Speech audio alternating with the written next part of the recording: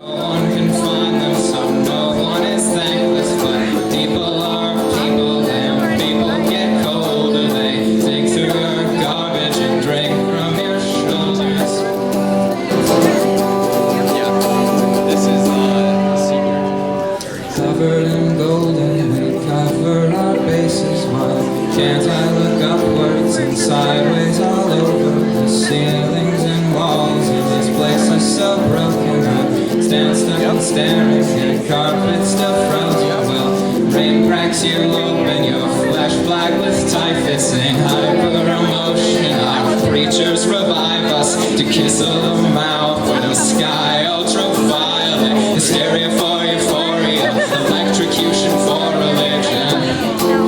Oh God, what have I done? What if I woke up and knew I was wrong? Biting my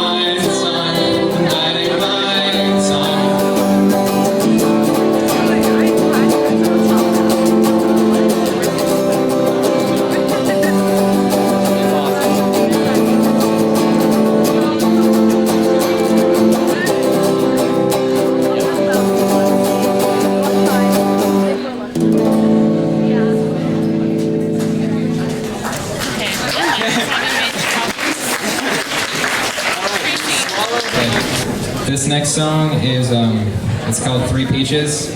It's written by Neutral Milk Hotel and will be performed by us.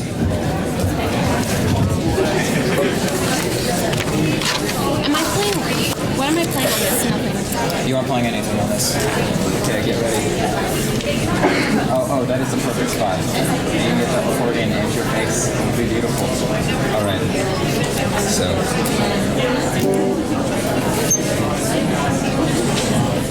There is no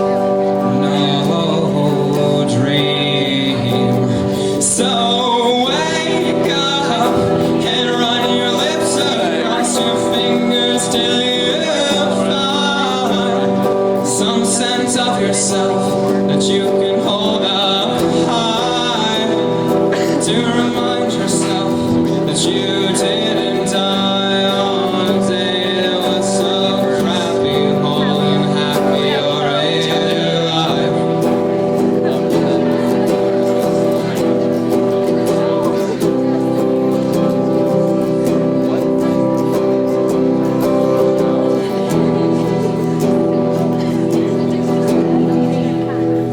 and you seem so bruised, and it's beautiful as it's reflecting off of you as it shines. You're in the bathroom carving holiday designs into yourself, hoping no one will find you, but they found you and they took you, and you somehow said,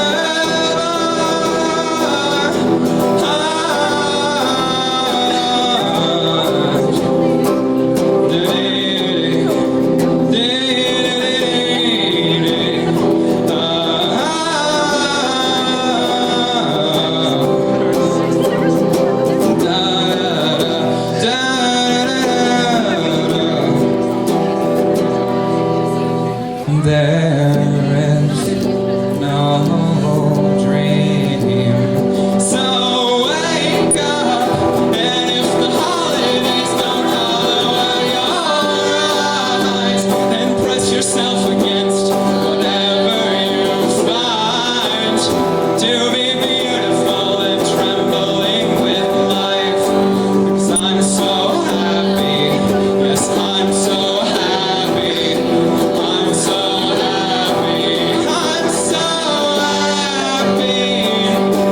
that you didn't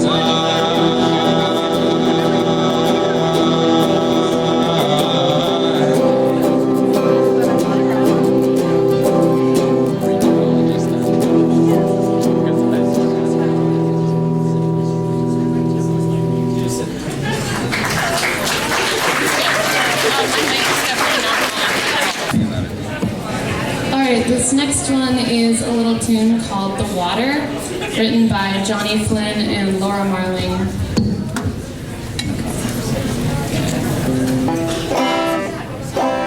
This is an unmiked banjo song, so you'll have to listen carefully.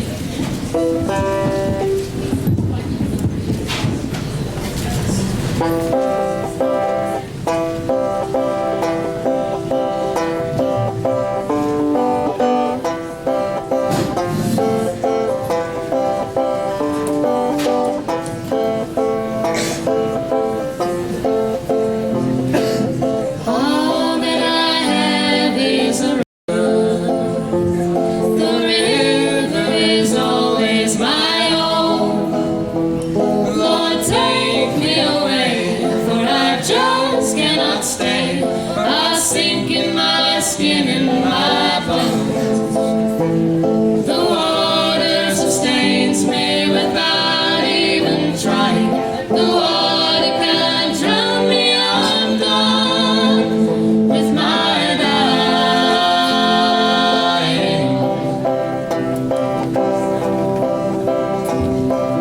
Please help me build a small boat, one that'll ride on the flow, where the river runs deep and the larger fish play. I'm glad of what keeps me afloat. The water sustains me without even trying. The water can't drown me, I'm gone with my dying. I can't read it. Deeper the water I sail, and faster the current dive in. Then each night brings the stars and a song in my heart. It's a tune for the journeyman's tale. It can't drown me, I'm gone with my dying.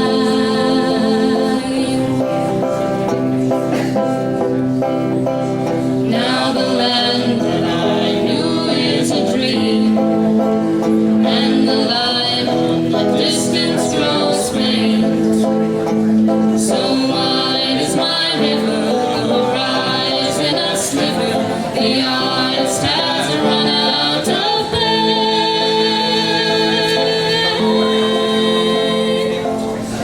Where the blue of the sea meets the sky, and the big yellow sun leads me home. I'm everywhere now, and the waves will bow to the wind of each breath by and by. The water sustains me without even trying. The water can't drown me, I'm gone with my dying.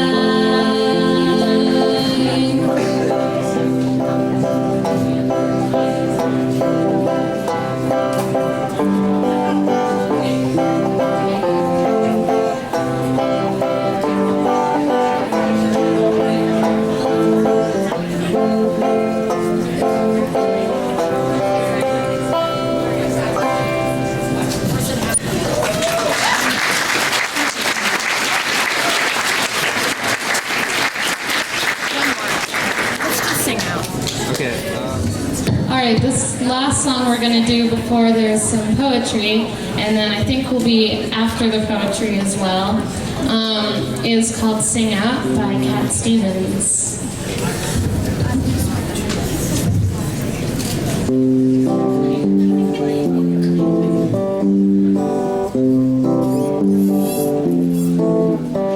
If you want to sing out, sing out. And if you want to be free, be free. 'Cause there's a million things to be. You know that there are. If you want to live high, live high. And if you want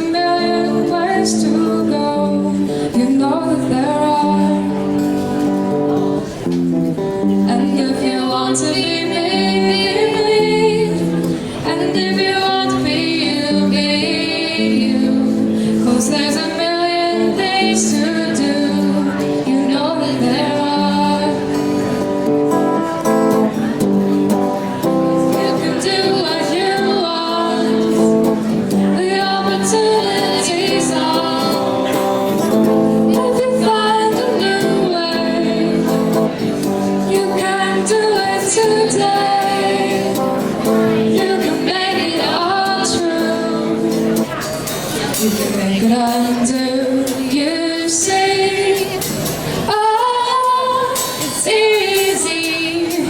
Oh, you only need to know.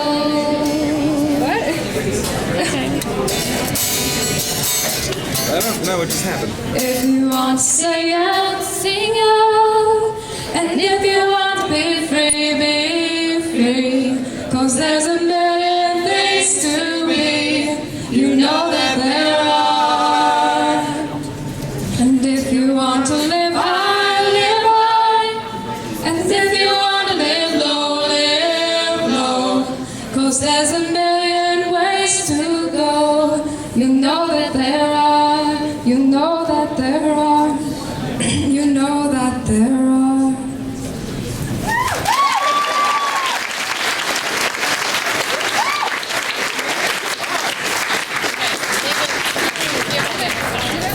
We're going to get started now. So welcome, ladies and gentlemen, to the 7th or possibly the 8th, we're not really sure, annual Poetry Slam. We call that preparation. We worked hard. We Yeah, can thank you, person in the back. Fantastic. All right, so we are Airy, the literary program from Big Sky High School. And more specifically, I'm Caleb Lorne as well as Alyssa. So we are the literary lords. Wow, what a big canyon we're in tonight. I'm glad you guys thought that was funny. Really hard on them. We could not decide if we were going to keep that joke in or not. Sweet. So we're the literary lords of tonight's festivities, and there are 6 commandments. First, tonight is not a night to sit respectfully by, twiddling your thumbs. Be loud, hoot, holler, woo!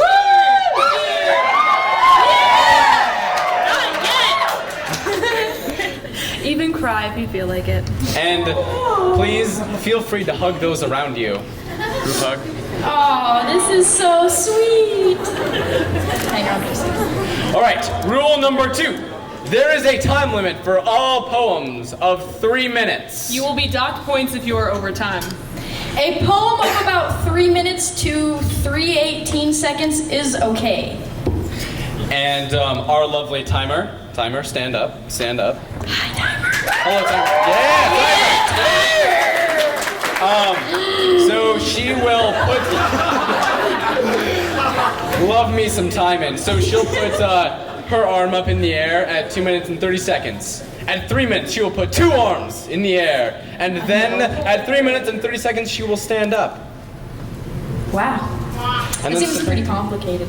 stand up. Oh, she's gonna do it? Or are you gonna demonstrate? Put your hands in the air. Okay, rule number 3. You are allowed only one only, original poem only. This means it is you or your group's work and not stolen from anywhere else. So no plagiarism or we will be forced to tar and feather you. Unfortunately, that's Unfortunately. Rule number 4, if your poem has profanities in it, please give a warning, and if the profanity is excessive or severely offensive, please consider quickly editing your poem. Like right now. do it. Go. Don't even think about it. 1, 2, 3, go. Green light, edit your poem. And this is an event open to the community, which includes my grandmother, who is sitting back there. So please, yeah! Hotter than the timekeeper. Sorry. So Grandma please, has it always. no excessive profanities. All right, so this event will be filmed by the Missoula Community Access Television as part of its media assistance grants program to nonprofit organizations. If you would like more information on this grant program, please contact MCAT at 542-6228. And so if you have a problem with them filming it, get out. Now. Leave! Except for grandmas. I would just like to point out that we do not allow props or costumes. at all. You will be beaten with this prop that Caleb has. We're allowed to have props because we're God. Literally lords. Yep. So, this is a performance night, so please use your body and your voice. Hey, Macarena. I decided not to participate. Also, some reminders, interact with the audience. How you doing? Good, Caleb, how are you? Anybody want a date? There you go. Any grandma want a date? I need to get off this grandma trip. All right. So, audience, please interact back with the poets. Can we get a practice from the audience? Exactly. We want a lot of that. And readers, when you hear these loud claps and hollers, feel free to Stop. Collaborate and listen. So that we can hear your entire poem. Yeah, thank you, person in the back. That joke did not go over well. It was a risk, it's okay. So the highest and lowest scores for each person will be dropped prior to the averaging, and the judges' decisions are final. Bam. So the winners will be based on the average scores of these 5 judges. Also, people like us are not allowed to win any prizes, nor will we be included in the rankings at the end of the reading. But they will still receive scores from our judges. So, if we could, hang on, my video and everything. Do we want to judge? So, now we're going to introduce our lovely judges, our scorekeeper, Oh, what? Nick and Elise. Stand up. Yeah! Wait 70 years and you'll be way hotter, Elise. Their scores will be recorded on that giant piece of paper over yonder. Yay. I'm getting Do you see it? early this evening. Okay, so can we please get our 5 selected judges to stand Now and you stand. wave?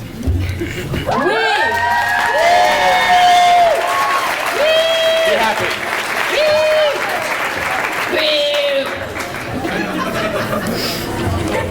So, the readers tonight will be chosen randomly because, well, we can do that, and we enjoy embodying the inner workings of the universe. They will be pulled from this hat by this hat girl, also known as Station. So remember, don't be quiet, just be respectful, and booing judges because they give low scores is awesome. So, do that. And now, let's get started with a sample poem from Ari to give our judges a little bit of experience. Nick Hannafin, I'm And all readers use this mic, you just have to be really close to it. No, I think we're having to use this mic. Use whatever mic you like best. No. So, I don't pull rank very often, but you can only hear the one on the left. So, we're using this one. End of story. She told me to use it. My name is Nick Hannafin, Hignanny, see the correlation. And my poem is titled Epicosity and Other Stuff. It was inspired by some friends who like to overuse the word epic. Epic, often described as heroic or grand, but more often used by teenagers to describe dumb feats of stupid, i.e., bro, that was epic. But more often used by people to describe the best things found in this life. Sunlight through the window, magnified. Waking up only to go back to sleep. Realizing you have 3 days off. Epic. When you read a book and go, oh my god, I did not see that coming. Thank you, George Martin. When you laugh to yourself because you thought of something funny, but no one knows what you're thinking about, so you just look crazy. The first time you actually land a backflip, cool. Listening to music that makes you go, and jump for joy. Seeing the sun coming over the horizon on a morning jog, or walking back home in the rain at night. Majestic. That time when you find a really cool new word by serendipity. Yes, I did just find the word serendipitous. Yes, I do love words. Dictionaries. And while we're talking about words, let's talk a little bit about freedom. Freedom of expression, speech, movement. Speech. And while, speech, standing in front of a crowd, just breathing. In, out, calm. Now speak, but no ums, no umceptions. Movement. Running, jumping, vaulting, barefoot. Finding the rhythm of motion till your feet find gravel and your nerves find pain. Expression. Words which do not flow except off the tongues of men. Pens which ink with ink to inspire the minds of most individuals whose tones told me I should just express myself. Which is so totally epic, bro.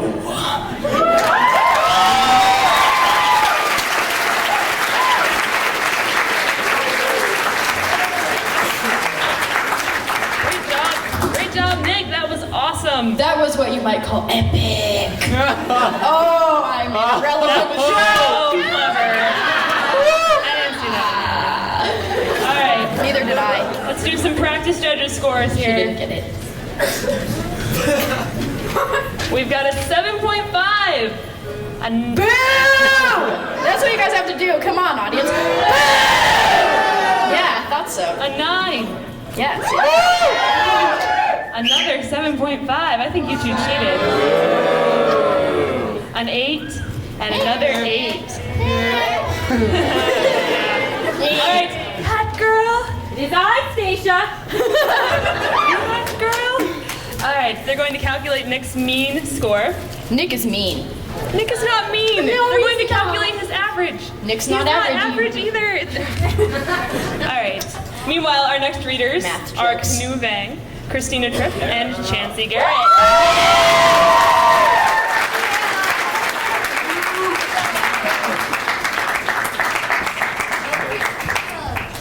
Yeah.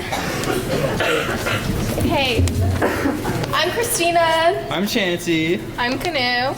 And you can explain it. Our poem is called Promise because it's a bunch of crap that people say and promises. So Yeah. that's about it. Promise. I promise to do the dishes. Even though you didn't wash out your damn bowl. I promise I'm a virgin, Daddy. I promise on my Girl Scout honor I have not ridden one single disco stick. I promise to do my homework. Although I'd rather go to a poetry slam. I promise I won't have premarital sex. No matter how much he begs. I promise to stay with you. Until the next person comes by. I promise I'll stay sober. Saturday nights don't count, do they? I promise I'll quit smoking. Just Let me on. I promise there is a monster under your And bed. it'll come out of the closet just to freak you out. A promise is a pledge, An undertaking. A vow. a word, An engagement. a hope. I promise you Santa Claus The Tooth Fairy. The Easter Bunny. does exist. I promise you if you don't go to sleep right now, the boogeyman will come and get you. And I promise if you don't finish eating your Brussels sprouts, the chupacabra will come and eat you. I promise if you eat a watermelon seed, one will grow in your stomach. But it's a different story with apples. I promise to always love you. In bed. I promise you my love is in this ring. Even though it's kind of a piece of shit. I promise to stay with you until Valentine's Day. Just after Snowball, then you're gone. I promise not to break up with you on Valentine's Day. Even though it's so hard, I promise on prom we might get on. we can take the Ferrari or the Harley. Ooh. I promise this is the last time I will not cheat on you. Until next time. I promise prom is the biggest day of your life. I promise we are soulmates. In bed. I promise we're made for each other. In bed. I promise to only love you and him on the other side. But I do love you. I vow to love you for better or for worse. Mostly for better though, because damn you're disgusting when you're sick. I promise not to run away on our wedding day. I promise you We'll will work not this get out. hurt. I promise I won't see him again. But who's that hottie over there? I promise there will be change. I promise I can run this country better than him. Hey now, let's not get political. I promise I did not have sexual relations with that woman. What I did with that man. My strong point, if I have a strong point, is performance. I always do more than I say. I always produce more than I promise. You can always rely on President Nixon. I promise this poem won't be full of lies. I promise your dreams will come true if you have passion, dedication, and willingly to sacrifice. I promise you will learn to learn. And I promise to forget every one of these lines In 3, 2, 1. Whenever someone breaks their promise, I get this song stuck in my head. I need you. I need you. More than anything, darling. You know that I have from the start. So fill me up. Fill me up. Buttercup, don't break my heart. I promise.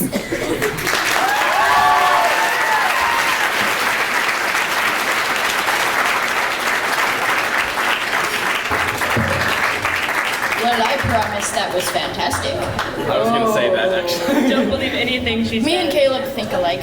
No, we don't. That's gross. This mic sucks. Okay, so do we have a score, an average for Nick? 7.83. What? 7.83. 7.83. Come on, judges. And our scores for the last group of Chancey, Canoe, and Christina. We have an 8.5, a 7.2, an 8.2, an 8, and a 7. I don't know if I'm, as an MC, I'm allowed to do that. I don't care. I think it's okay. Hat girl. Hat girl. Nice, Stacia. Stacia. It is her, Stacia. Thank you, Stacia. Stacia. Our next reader, an old airy favorite, Emily Ward. Yeah.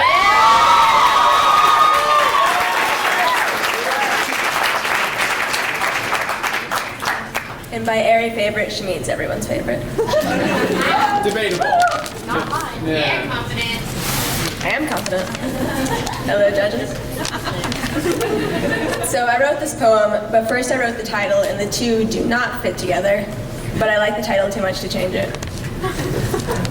It's called Nice Assonance.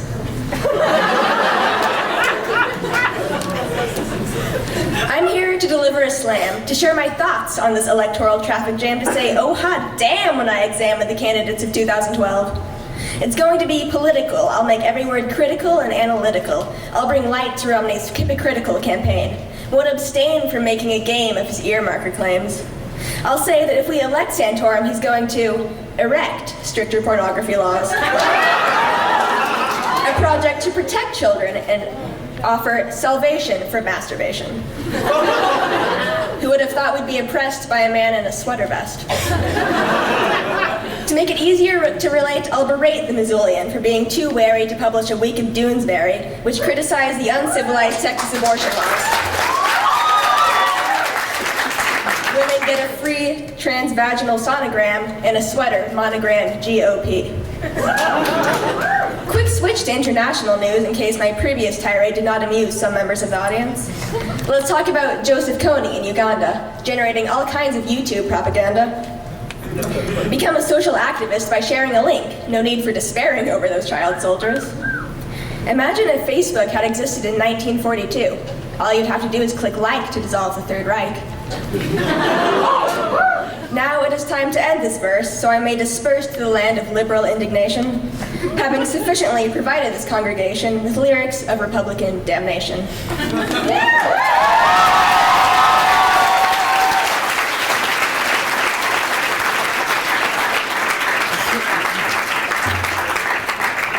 Well, I think sweater vests are almost as hot as grandma's, so.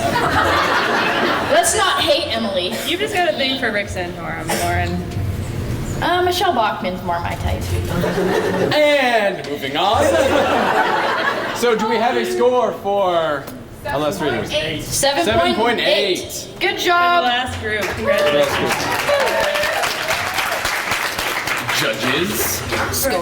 Emily. Wow. We have a 10. A 9.8. Yes. An 8.5. Very kind of bad. A 7.5. And an 8.1. All right. We need Stacia. Bye, Stacia. I can't wait. Our next reader is Taj Bo. Yeah.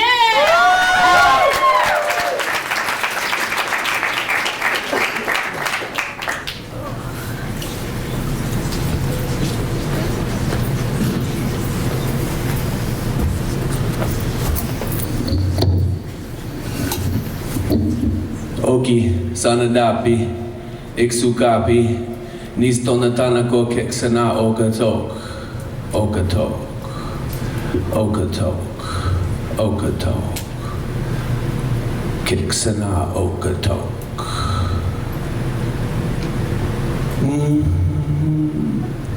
Whatever happened to the days when we were kicking it back, relaxed with no stress and bills and paper to stack?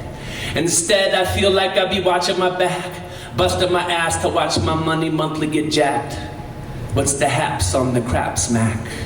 I'm taking it back, the present moment at fact, co-creating my existence opportunities that keep me searching for clues, digging for facts, opportunities, mindfulness, institutions with the convolutions of code synchronicities. I got a couple clues. Mastermind like checkmate, peep the angles to see how they interrelate. And when I got the feeling, I open up the floodgate, go with the flow, channeling those tracks of fate. I peep my energies and what I placed on my plate, watching time, conscious of a brother being late. Time ticks in the pocket, bass riffs in the kick. Peep the energy, how it levitates to lift. The bends, the lens, perceptual lifts. Cross-current convergence, a mystery steadily miffed. It's that red rock rhythm that hit him right between the eye. A battle to the death, eye against eye. So what you gonna do if that well runs dry, third eye blind? Sting like a bee, fly like a butterfly. Look up, hook up, yeah, no lie. We're gonna fly so high, we're gonna touch the sky. Look up, hook up, yeah, no lie. We're gonna fly so high, we're gonna touch the sky.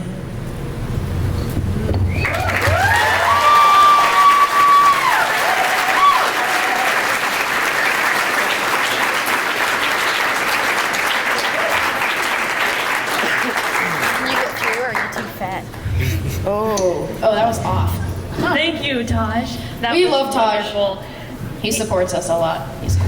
He has been a part of the slam for so long. It wasn't even funny. I was being serious. You were never serious. My life is so hard. He has been one of our biggest supporters since we started this thing. So thank you very much to him, and that was a wonderful poem. Yes. Like every So, year. Emily's average. 8.8. 8.8.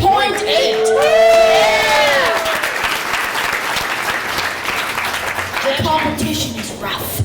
Some scores for Taj Bo. Let's see. We've got a 9. I'm taking the mic later. Yeah. An 8.9. An 8.4. Another 9. And a 10. Yes! Hot girl. Hot girl. It is I, Stacia. It is her, Stacia. Stacia. We're looking at, oh boy. Diego Kajel. What? Kajellin, yes!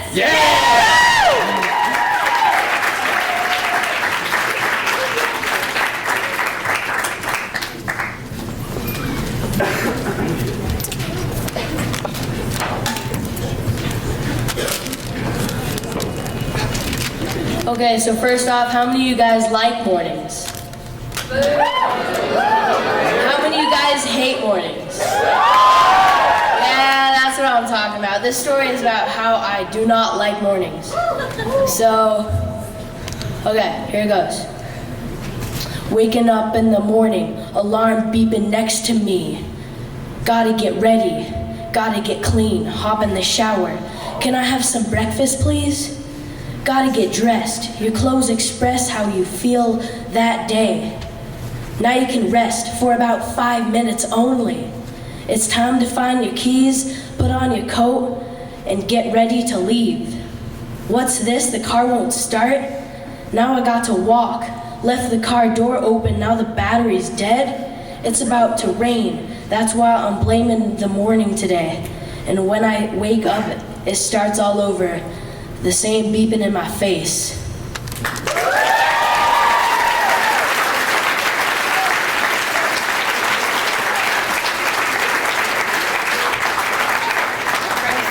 Thank you, Diego. That was a sweet poem. I hate mornings too. That was an unfortunate morning though.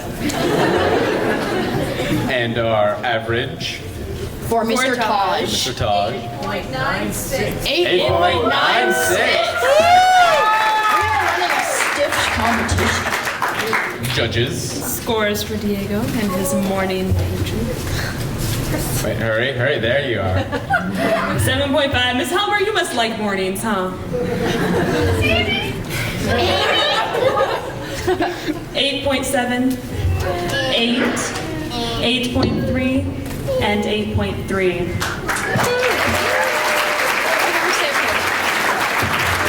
All right, you guys. One of tonight's festivities, for the reason I'm sure 3/4 of you are here, is for we're going to be giving out some snowball lift tickets. And so, I'm really close to this microphone. All right, so if we could get our fishbowl, if you will. Our fishbowl girl, if you could. Fishbowl girl? Fishbowl snowball. See? Oh man, there's rhyme everywhere. Okay, so while we're waiting for that, we have a quick question for you guys. It's really important to us. So how is a book of poetry like O.J. Simpson's testimony? Please enlighten all of us. Nobody buys either of them. But we here at Airy are not known for our murderous tendencies, just our killer poetry. Oh man. Oh, Our poems fit snug like a glove. Think about it. Real hard. Unless you have arthritis, and then it doesn't, and then it's just sad. But we are selling fantastic non-murderous books of poetry in the back. We're selling last year's versions of Airy. We're selling Airy Big Skies for $10, Airy Internationals for $12, or you can get the set for $20. And who wouldn't want a $2 discount? Come on. And if you could buy me some coffee. That $3. That's a lot of money. So as OJ's attorney told him, you all need to go to the back and buy as many as you possibly can without bailing out a major bank corporation. Are they award-winning? What? Are they award-winning? It's funny. It's funny that you ask should mention that. Way to steal our thunder. Yeah, really, Nathaniel? Go home. That's my thunder impression. He stole it. How would you do thunder? If any of you can do a better thunder impression, I challenge you to a duel. Anyways. In the meantime, we're going to draw our snowball ticket winner. Yep. Bowl girl. Her name's Michaela.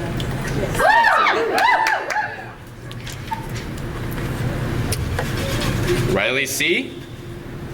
Do we have a Riley C? Hey! Riley C won a snowball ticket. You should find Lauralee afterwards because I don't know where they are.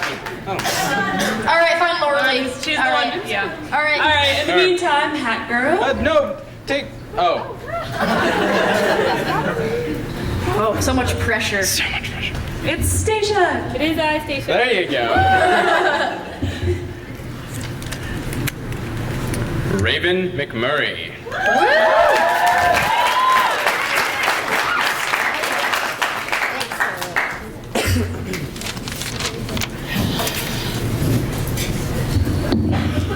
Hello, my name is Raven. Whoops. My name is Raven, And I go to Big Sky, and my poem is about dancing. I tend to get jiggy with him.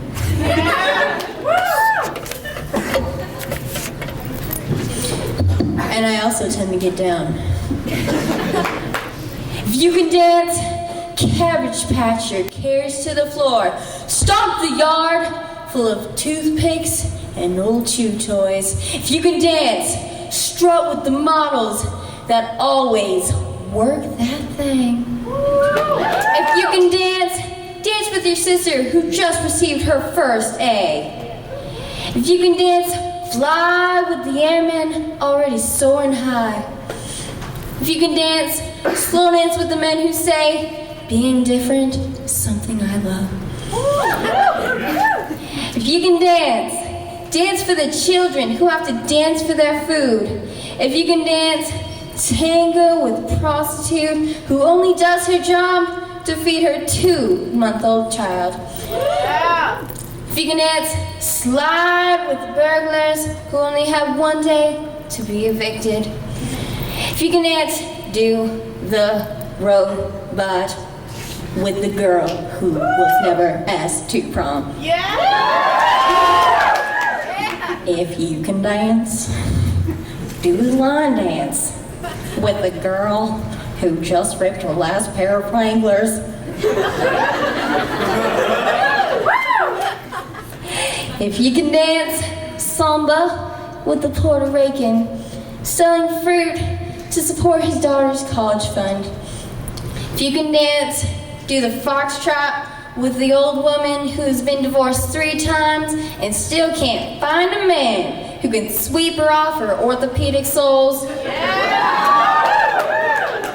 If you can dance, tap with the words, never surrender. Thank you.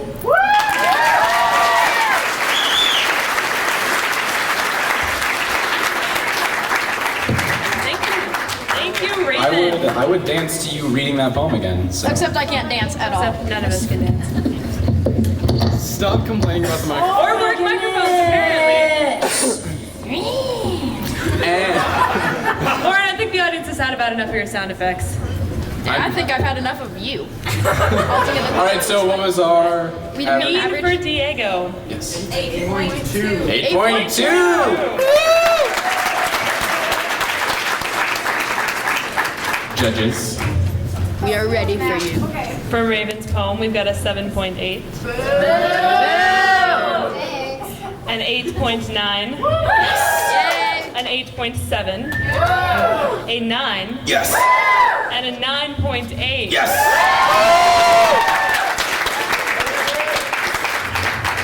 Hat girl. Hi, Stacia. Girl. There you go. Hi, Stacia. Nice to meet you. Our next reader is dun, dun, dun. Mikey Moss.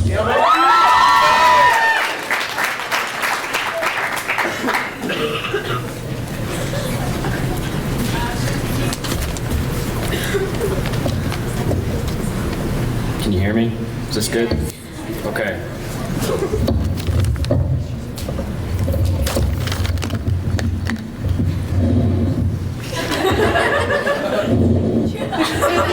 Still can hear me, right? Yeah. Okay, just making sure.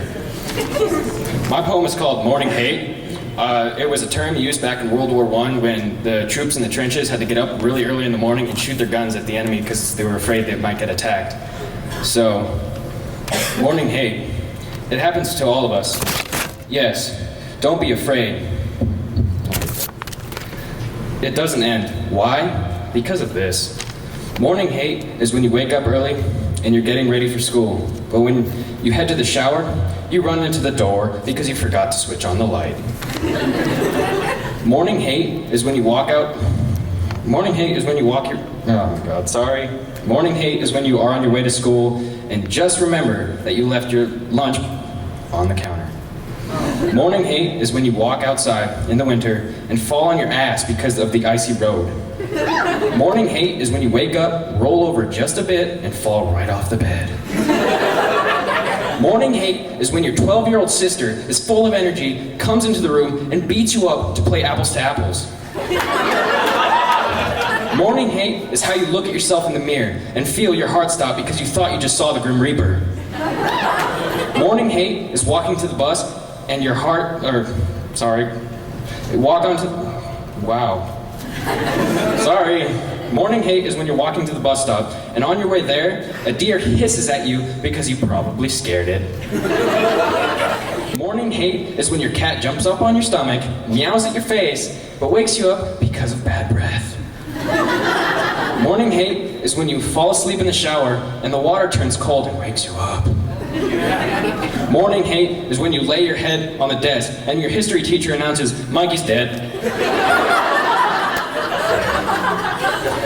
Morning hate is when you feel like you want to destroy that alarm clock because it's too loud, but you can't because it's the only thing that wakes you up in the morning.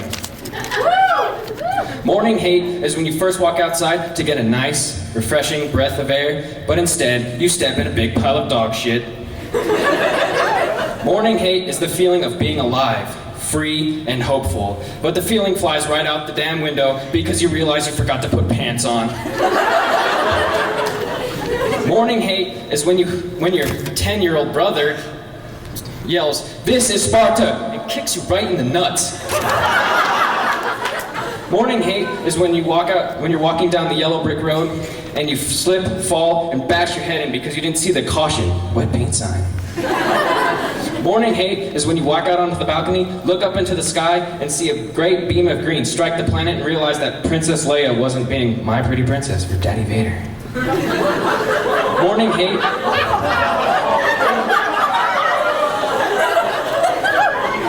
Morning hate is when you feel like a zombie, and then the real ones show up and you fit right in. Morning hate is like being Garfield on a Monday, except let's take the challenge, let's fight, let's have our morning hate together, but please, for the love of God, don't forget your pants.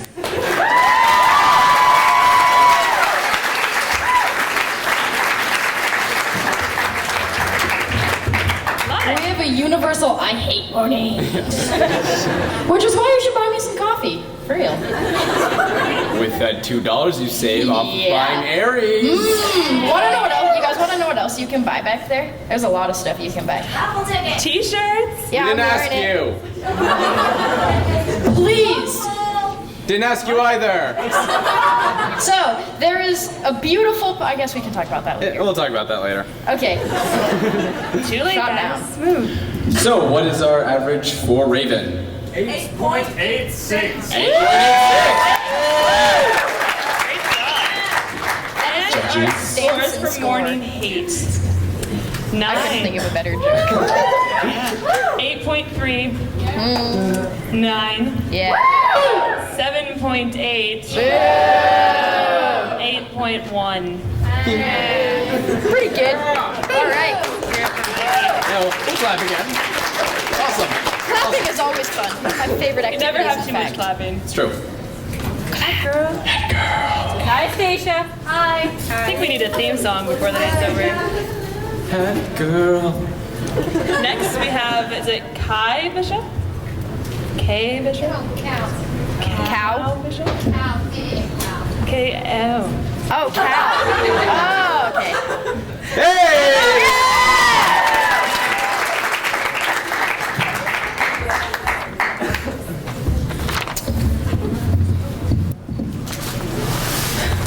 Okay.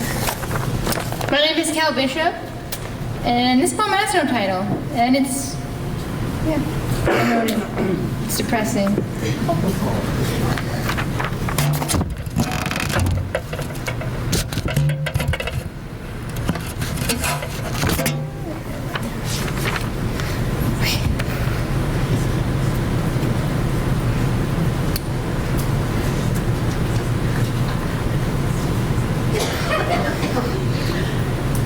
I'm nervous. You got this. Cheers!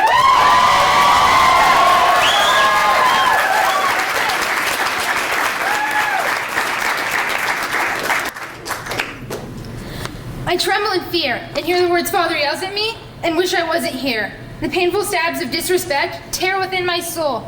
Using words he unleashes an ultimate control. Angry eyes that glare at me with contempt and hate, nitpicking at me with the words that belittle and berate. A power play of hateful words with the ability to bring such shame and guilt. Finding fault in everything I either do or say, from how I work, to how I look, to how I use my days. A barrage of such criticism coming from father's lips.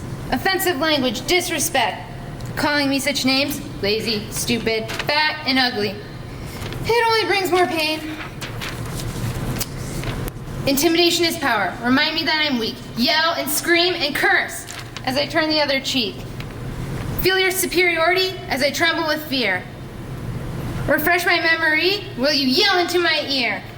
A voice that's full of sarcasm condemns my point of view. Veiled with their hurtful words, it never matters what I think or feel or say. It's not important to the views that you wish to convey. And if I don't agree, then it's time to shift the blame. Remind who's in control and who can inflict more pain. Yep, that's right. Just put me down like you always have before. You corner me and make me feel small. Does it so empower you to belittle me? Always reminding me of my worth and my growing deficiencies.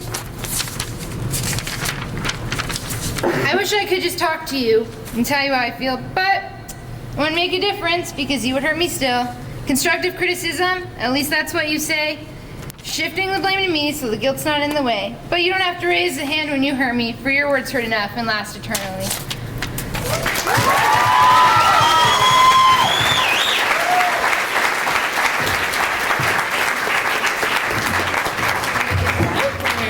Thank you very much, Cal, for sharing that. And I got your name right the 5th time, so. 5th time's the charm. That's what they say. Who? They. Oh, mysterious. How old are you? Oh my god. All right, so. That was a pretty big word for a 17-year-old. Thanks. Those are all pretty good words. I'm so confused. I'm trying to move on. Can we get an average score from the last reader? 8.46. 8.46. Thank you. Judges, are you ready? 7.8. 8.7. 8.8. A glorified 8.7 is what that is. 9. 9.4.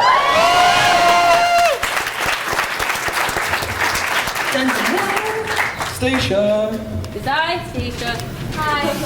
You're getting me less enthusiastic. None of you are ever going to forget her name after tonight. And the next reader is Alexandria Bin Smith.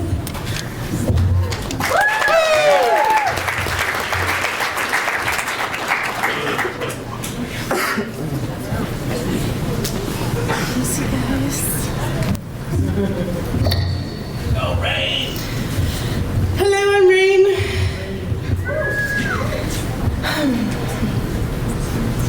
And if there is something I could say, I would tell you every day that you are a seed born every morn of your own imaginings.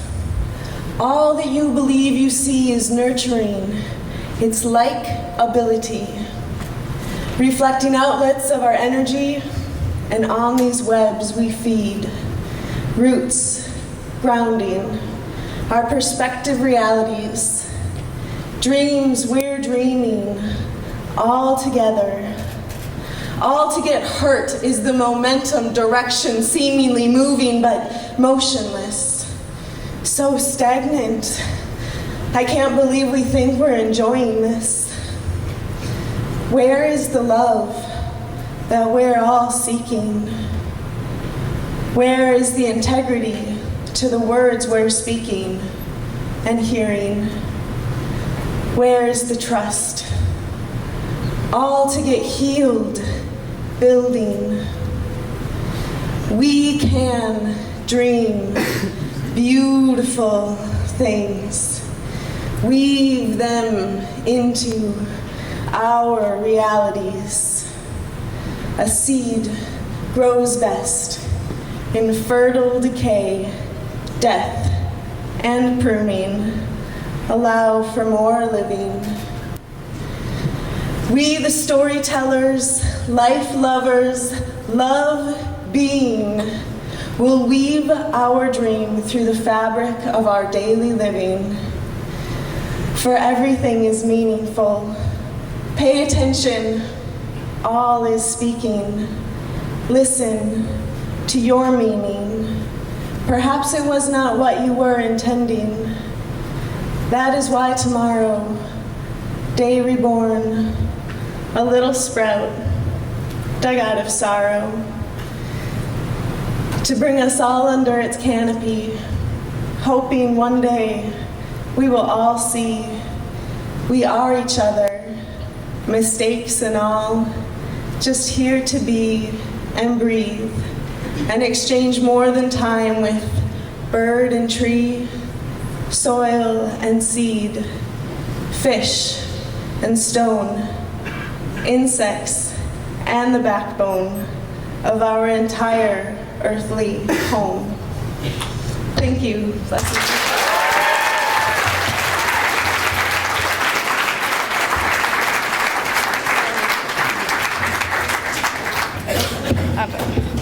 I'll be on this mic. You don't get a mic. I never get a mic. You can just yell. Oh my gosh. No one's ever accused you of being quiet, Lauren. What if I just don't talk at all? Good. Oh, that would be a first. Yay! Thank you, Alexandria. That was really beautiful. Let's look at the last mean from our last reader. Quit being so mean. 8.83. Judges. 8.8. 8. 8.5. 8.2. 12.7. Yes, 12.7. 7.7. Not as good. as 12.7. Not as good. I'm surprised I had the dimmest. Stacia, hat girl. Did I hat girl? Oh, Stacia. It's her, Stacia. Did you forget your name? And our next reader is a Jim Thomas. Jim Thomas.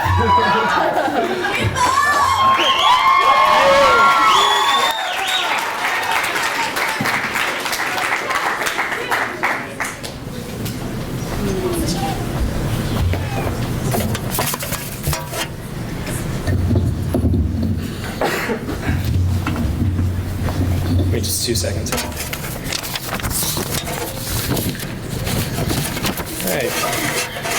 Let's see how this goes. Hi, my name is Jim Thomas, and this is my slam. Alright. Most everybody wants to be known for something. They want their name up in lights, no matter what the cause. They want to be remembered for that one thing that they've done. They want to create and mold this idea of theirs. They want to shape it with their hands into something, some beautiful sculpture that the gods of Olympus themselves would appreciate. They want to show it off to the world and hope that the marble doesn't decay too fast. They want to be someone. They want to be the superhero. They want to be the gold medalist. They want to be the rock star that makes platinum albums every single time. The problem? They don't try. They want this dream of theirs to come true without even trying. I'm one of those people who wants to be known. I want to throw an idea at you. I want to see how you react to it. I want to see how you will throw it back at me with some nice, juicy criticism. And maybe, just maybe, I want you to learn from it. Yeah. Last Saturday was prom for my school. And yes, I will toot my own horn here. I was prom king. Holla! Anyways, we did the grand march and we stood around for a while waiting to occupy the dance floor when suddenly the doors opened. I entered through and noticed the small decorative items, balloons hanging up, tinsel across the tables and the floor. A door opened in the corner for fresh air to come in. But what caught my eye was a sort of mob thing that was going on in the center. It looked to be, at first, an abnormally large anthill, but oh no, it was something much worse. Teenagers. They were bouncing from side to side, doing a grotesque movement called grinding. I couldn't stand to watch. I had to do something. I dragged my date and a few friends over to the mosh pit, examined the battle that was at hand, and waited for the right opportunity. The beats and bass were being laid down by the DJ, with hundreds around me shifting back and forth and moving their pelvic bones together. Minutes passed and my friends started to become worried. They thought that there was no chance of changing the mood of the dance. They were sure that if we stayed there for more than 2 minutes, we would be caught in the mob and forced to do the same disgusting movements with them. When it happened, the song, the one song, the very first note in that house genre song dropped perfectly on beat. Right when that note hit, a grin crept across my face. My date noticed what was happening and said, "Oh God, Jim, please no," but it was too late. The king has started. I fought against the crowd with everything I had. Their grinding was no match for my 0 dance lessons worth of experience. My moves started out precise and had a snap to them. And then, things got awkward. I knew that my efforts started to become futile, so I switched to a different move, the shuffle. I glided across the floor more elegantly than butter sinking into mashed potatoes. I kicked my leg with ease and I was back in the zone. I then heard some screams and I thought, well, obviously it's impressive. I looked to my right to see who was so amazed by my skill, and there stood a girl with a bruise on her leg and my foot hitting her repeatedly. What in God's name was I doing? I later shortened my moves to avoid hurting anyone else, and my plan was ultimately ineffective. My friends laughed at me, and my dates started to mock me. There were some pictures taken of the incident, and I avoided that bruised girl for the rest of the night. But damn it, did I try! And that's a lot more than wanting. I tried to be the superhero. I tried to be the gold medalist. And oh God, did I try to be that rock star. You can never be scared to fall down. The only thing that you can do after that is to stand back up. And when you do that, you'll see how tall you really are. Thank you. Do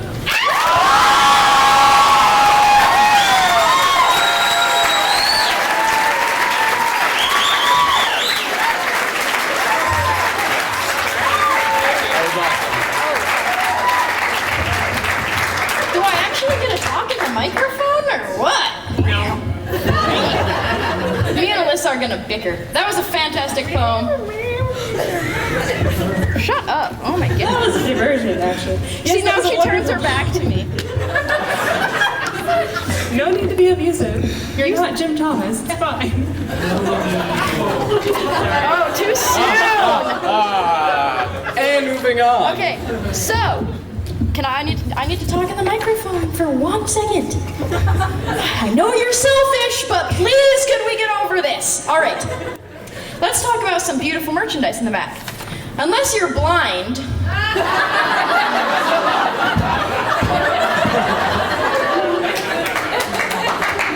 Quit laughing at my pain! Sorry. You stole my microphone for that. I'm waiting for Caleb to finish the line, but... A blind joke? No, you're... Okay, whatever, I'll just keep going. So, unless you're blind, let's start over. You obviously noticed the beautiful painting on the back wall. Obviously. The back easel, whatever. I can't see it. Please do not make fun of my word choice. This is an original painting by David Wilson. Thank you, Mr. Wilson. He teaches at Big Sky. When he's not rocking the world. Or painting. Okay. So this painting is worth $2,500 to $3,000. It's an awesome painting, and we are selling raffle tickets for $5 for one or $6 for $25 for your chance to win this beautiful painting. And when you do go buy the massive amounts of raffle tickets that I'm sure you're all going to go do as soon as we're done, tell them my name because I really need to raise money for Aries, so if you could do that, that'd be great. Sheep, okay. No, that's just smart.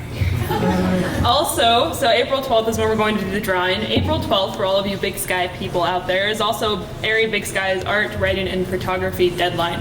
So just keep that in mind. And it's also the night of our annual Dana Gallery reading, which is much different than tonight's reading. You know what I'm talking about, Laura Lee. That's an understatement. It's a very, very classy, very quiet evening with works from around the world, which is awesome. And I don't have my script, so I'm just So it begins at 5:30, and tickets are available. Can I use this for a second? Miss Greedy Microphone Pants. It's not my fault you're short, Lauren. It's not my fault you hog the microphone. So we're selling tickets for this event in the back, and for a family, which is 4 to 5 members, it's a $25 ticket, but it's well worth it. There will be we will be, first of all, raffling this painting. There will be live jazz. There will be tons of awesome food donated from area people and local restaurants. And there will be international pieces being read. It's awesome. Okay, the important thing too, since I'm the only one who still has a script up here, is that we're selling Dana Gallery tickets in the back for $25 a piece. So if you buy a Dana Gallery ticket and then you buy 6 raffle tickets as well, then your name, it's the equivalent of a $50 donation, and your name goes in the area book. Or you could just give us $50. Same thing. But you'd rather go to both, I'm sure. But, yes. All right, so let's look at our mean from our last reader, not Jim Thomas, we should also... but 8.23. 8.23.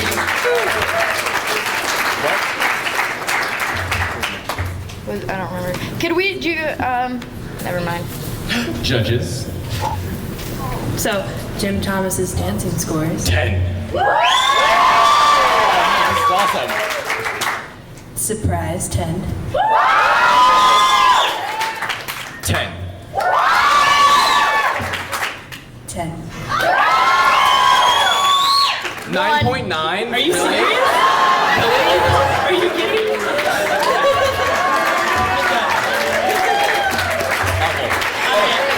Jar, wait. No.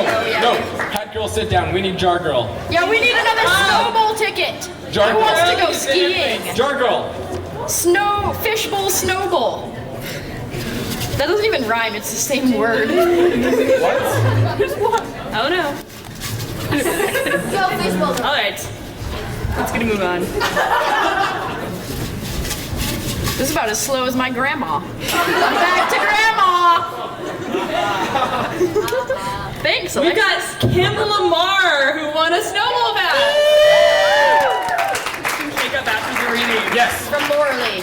All right, Jar girl, sit down. We need Hat girl. We need Stacia. Stacia! She just repeats us now. Rachel Dixon.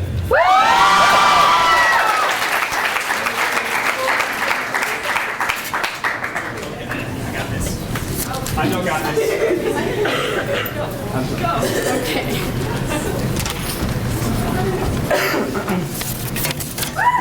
Hi, I'm Rachel. Hi. And 2 weeks ago, I traveled to Brazil and worked in an orphanage, and I wrote this poem about some of the kids there. Layers upon layers of green stretch out to form a barrier between land and sky, between our two countries, between the human people. Trees stretch out, solitary limbs branching up, grasping air, and reminding me of the cardiovascular system. It's all in the heart. We reached the Patel orphanage in Brazil, and I realized I have entered an entirely different world. Here, materials do not matter, and it's all in the heart. Big brown eyes greet me, and I am instantly embraced by yearning arms. I feel their warmth and instantly feel their love.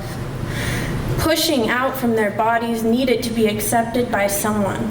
Scars cover every inch of their skin. Where there should have been smooth brown surface, there were white slashes serving a very painful purpose, reminding me of their past getting stabbed all over with broken glass. The pink flowered bushes seem to mock me, distract me from all the pain that I can't see. They love you for who you are, not what you wear or who you pretend to be.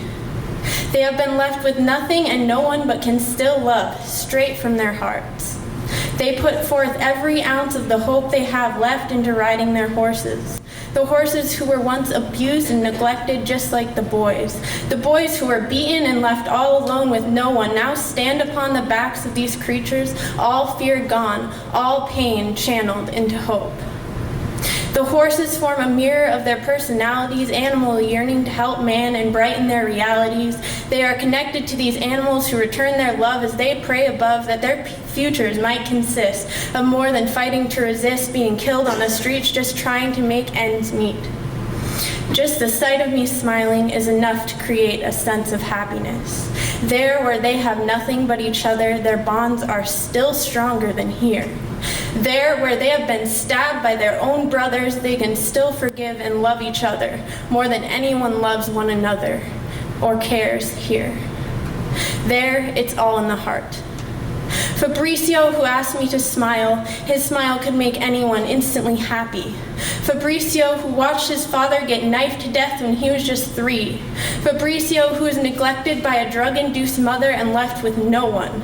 Fabricio, who was forced into child prostitution at age 12 and addicted to cocaine, living on the streets with absolutely no one and nothing.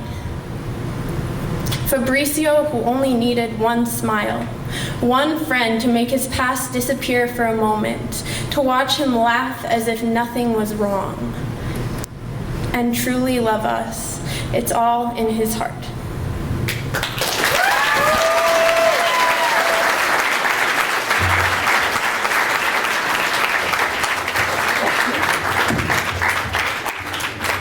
That was wonderful. If I stand on my tiptoes, maybe we can agree on this microphone. I'm sorry that we keep bringing you into our banter about this microphone. I'm sorry that I keep complaining about it. That's what I mean. I'm sorry that she keeps apologizing and isn't getting to the point. I'm trying to be like a professional MC, and you guys are just. Caleb, do you want to be dragged into this? You really want to come into this? Wine. All right. I'd be down. Averages. For some wine. 10.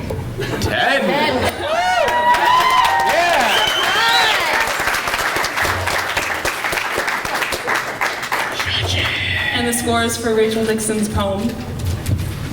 We have a 9.3.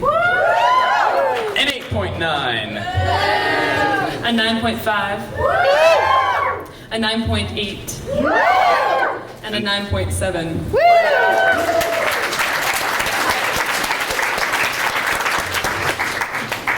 Stacia.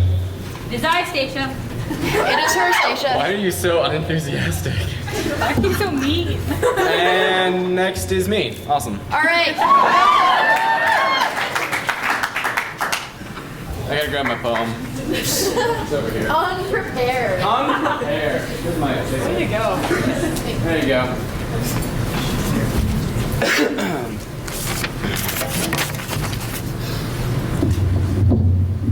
Oh. Oh, that's how you adjust it. Fantastic. All right, so there are some profanities in this, just by the way. I'm sitting in my room trying to write this goddamn slam poem, trying to think of something that will get the audience going, maybe end every stanza with something badass so the audience will cheer and clap and scream. Yeah! No, this is not the way to write a slam poem, I know, but it is what I'm trying to do. I can't think of anything I really want to write about that I haven't written about before, so I sit here and stare at my empty walls and the boxes on the floor. We are remodeling my house, you see, and as I'm going to move in 6 months, I've been putting all of my stuff in boxes. Going through all the memories I've stored on shelves which have collected nothing but dust. Like the letters my dad wrote me before he died. the assignments I never turned in, and the 30-some-odd wine bottles collected from rainy days and nights with family. It seems odd to me to put everything in boxes, and see, now I could go down the path of boxing up memories and my feelings in some complex metaphor which you would all understand, but I tried to do that and it wasn't much to write about. I look over to the left of me at the growing pile of movies and think about each movie, the happy endings in all of them, the wonderful dialogue, and the utter lack of vampires. No Edward Cullen's here.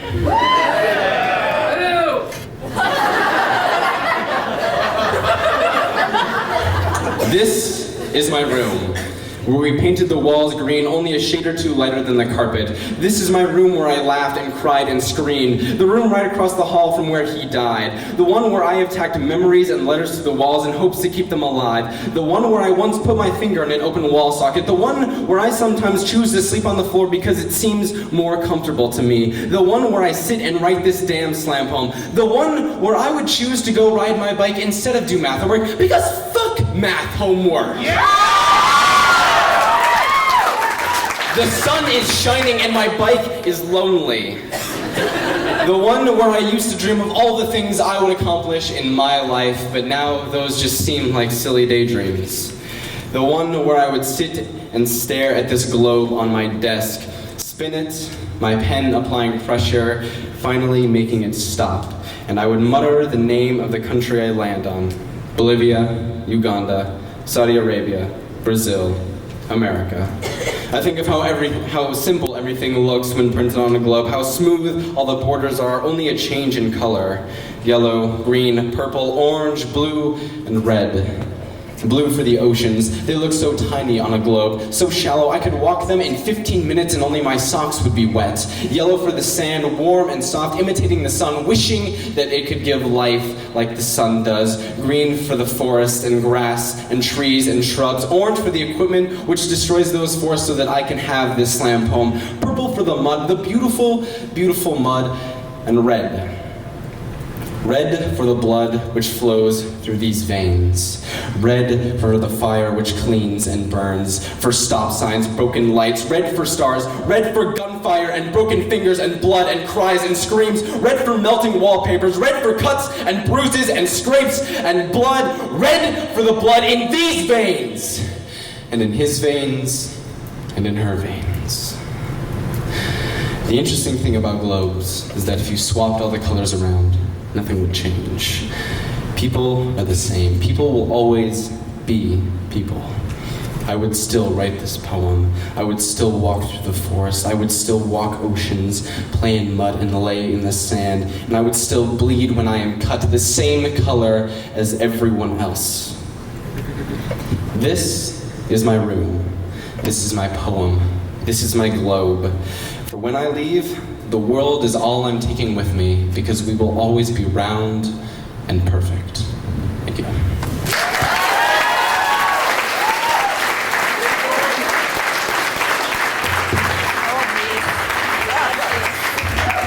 Thank you, Caleb, for that wonderful poem.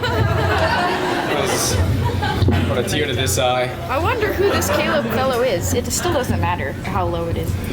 Okay. Scorekeepers. Solid 9.5. 9.5! Fantastic! Judges, and don't let your opinion be biased by the fact that Caleb will be able to stare you down for the rest of the evening if you give them a low score. 9.9. I guess Miss Helmer was intimidated. Okay. An 8.7. She's a math teacher.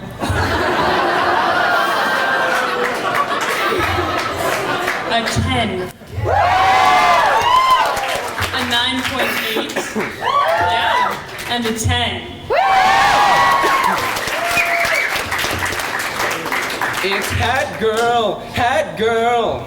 Is that your song for her? No. Stacia! Stacia! It's me. It's her, Stacia. It's Arcadia Jenkins.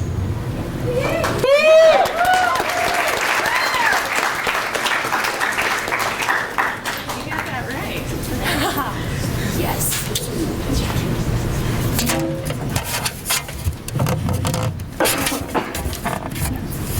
Hello. My name is Arcadia Jenkins, and I'm going to be sharing a poem with you guys tonight called In Your Honor. And it arrives from my fascination with the connection between fire and prayers. I lit it for you, the opaque, milky candle, put the thread wax up to the mysterious glow, and watched it burn in your name. What am I trying to do? Burn up your sorrow? Let the heat from the dancing flame melt your deception? But the air feeds the yellow petal, moving it ever so slightly, morphing the teardrops into shapes and sizes individual to that breeze, fingerprinting it into the matter of space, burning it into my eyes. I want this single flame to eat your troubles, but the beast won't eat from my hands. It knows your scent. It craves your taste. My tears only fall mimicking the dancing shapes. This dance, this flood, I held in your honor, purged it all, threw it all into this flame that's been dying since I lit it. Who scrapes up this pile of dried prayers? These dedications, proclamations, retaliations, the pearls of my vomit into the trash. I did it. I did it in your name. Let the billowing cloud of heat silently disperse your name into the air. Your name is in the air. So what's left in this puddle? Thank you.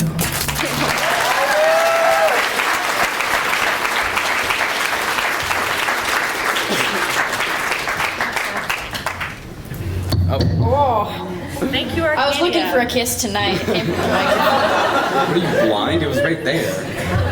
What are you, insensitive? Yes. I couldn't think of anything. In the better medical to world, say. we call that being insensitive. See, so I think I've decided that Lauren just bickers with whoever she's standing next to, so I'm just gonna stay Maybe I'll just stand here by myself and prove to you that I'm crazy. And because I can still bicker with myself. All right, so let's get the average for Caleb. 9.9. Woo! How do you feel about that, Caleb? Tell me, how do you feel? How do you feel? I feel like we played well, they played well, but we just won more points in the end. That was a sports joke. That was ridiculous. Okay, so for Arcadia, we have a 9.4, a 9.1, a 9, a 10, and a 9.2. Oh, I always try to leave prematurely. Someone left garbage. Marlena or Marlena Hirsch.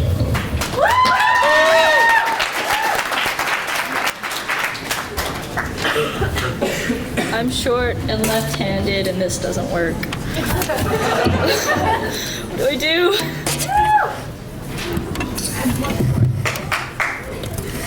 Improvise. Okay. Okay. Okay. Okay. Good. Okay. Okay. This is called Those Nights. It's kind of bittersweet, but okay. Those nights, I would talk to myself. Those nights, I would try and dissect the events that had transpired up till then to find out what had made me like this. Hey, I'm that girl that ruined your happiness. I'm that psycho who pushed you into every ill-mannered and insensitive decision of self-destruction or disrespect in the past few months. I'm that old friend who fills your heart with contempt and hatred, the being who you just want to slap a brick in the face with. My existence is your repulsion to life, and I'd have to agree that that sensation is mutual in most cases.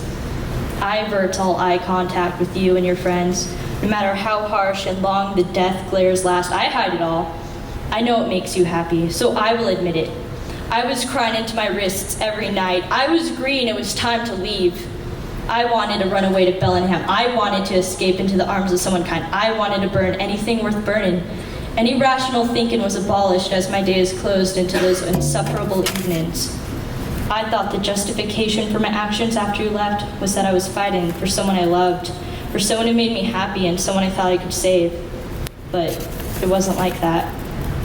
I was trying to recreate myself. I was trying to separate myself from you people, and I was changing. You never cared so much as I. You never wanted things to go back the way they were. You never needed saving. You never chimed in to stop them from hurting me. You never consoled me. Your apologies were lies. You never smiled. You stopped laughing. You stopped looking cheerful. You stopped making sense. It was like the color had faded from you, and you're no longer the person I had known. I am delusional. I thought I could be useful or have worth to you, as if I could atone for my actions so quickly. And whether I like it to happen or not, I have significant moments that still reel in my mind, even into evening, from our sun-bleached past. I can almost live the dream forever. This dream that is twisted and saturated in fear and hope and nerve-wracking misperception. My life now is built upon the false hope of somehow things might work, or you will just go away, and you will find your happiness far away from my own established life. By and by, you are gone, and I am left a somber being. These nights that lead me to think on my mortifying past, all I can hear are the melodies of Banshee and Peter Bajorn and John, and Crystal Castles and Lady Danville and Vega, and memories that plague my music collection. They haunt me with their simple and pleasant melodies. I can't throw the whole playlist out because it's a part of me, just like you were, and I still can't get over that very simple fact. On more recent nights, as the smoke of incense coils around the air's wrists and the strange artifacts of the basement stare down at my pathetic body, I realize you are a succuba, and this is my final cry before my good sentiment and logic burn out into a cold, starless night. Please be happy. Please be safe.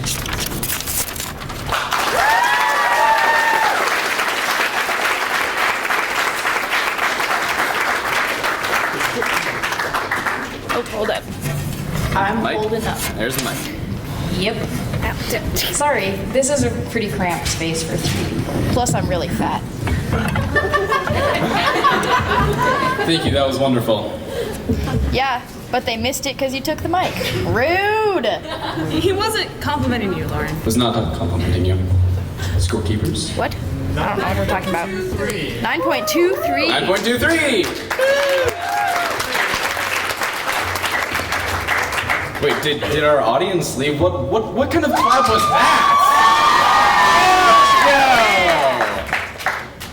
All right. Judges. Scores. We have a 9.2. 9.1. 8.9.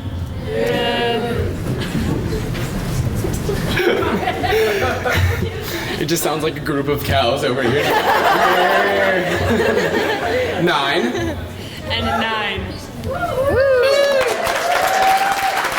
That was more bird-like. Oh my god, I always tried to leave early. Hat Girl, can you get your sister Jar Girl? Jar girl. It's Bowl Girl. What? Fishbowl, snowball. Whatever. Come on. Oh, do I get to do it? Oh my god, Lauren, shut up. So the question That's is, what my is mom her name says to me still too. Stacia when you're Jar Girl? No? No, it's not. So we have a Mary Dixon winning this next level ticket.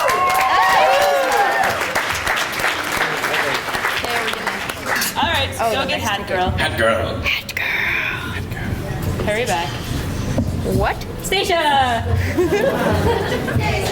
Yay! And our next reader is Alyssa Basher, which is me.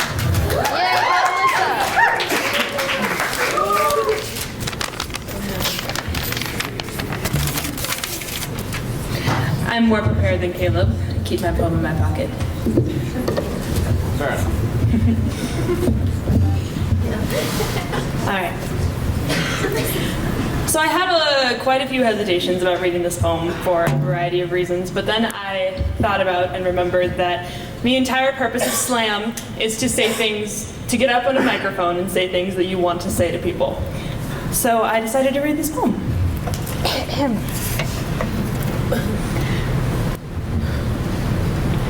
Dear Cancer, it is time for you to go away from this place, the jaundiced remnants of my father's body.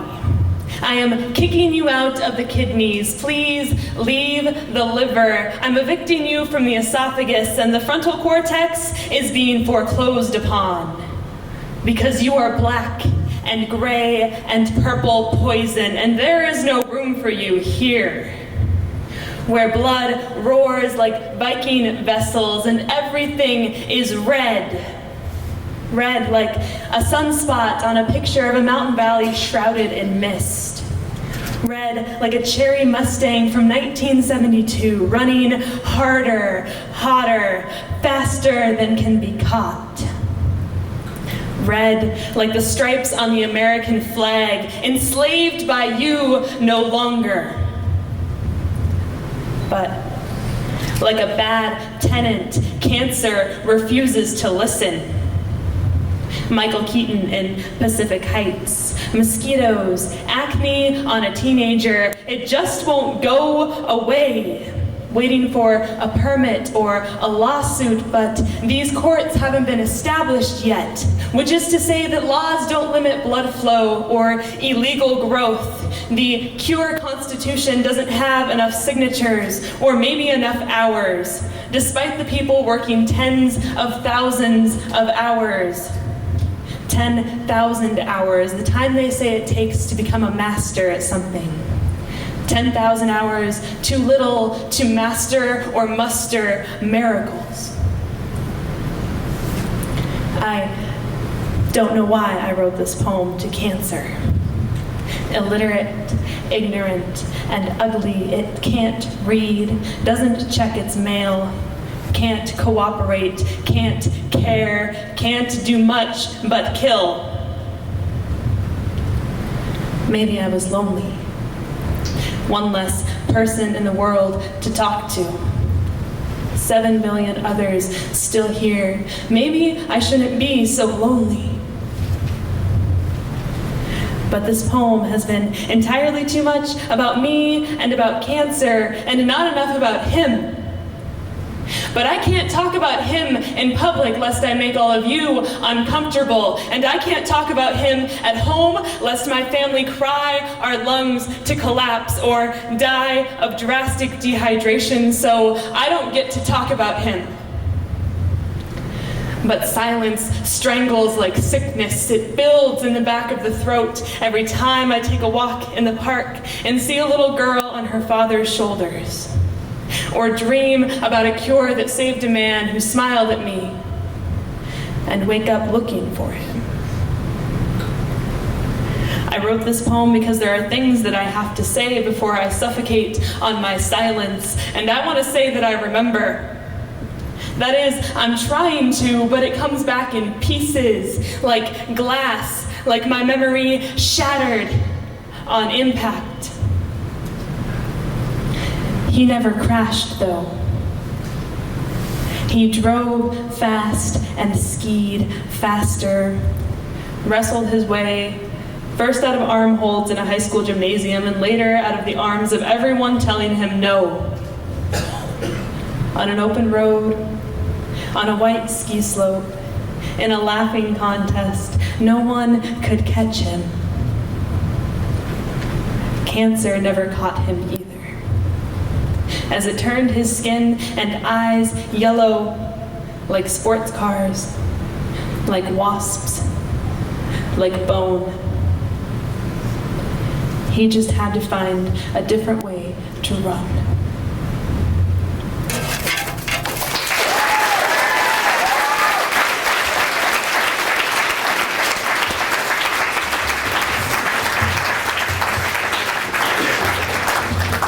Do you want to share this one?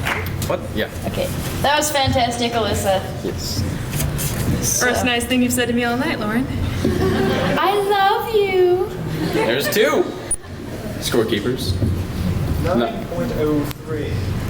So that's a 9.03 for our last reader. Very cool. I know. Judges. For Miss Alyssa Renee. We have a 10. Followed closely by a 10. A 10. One more 10. And a 10.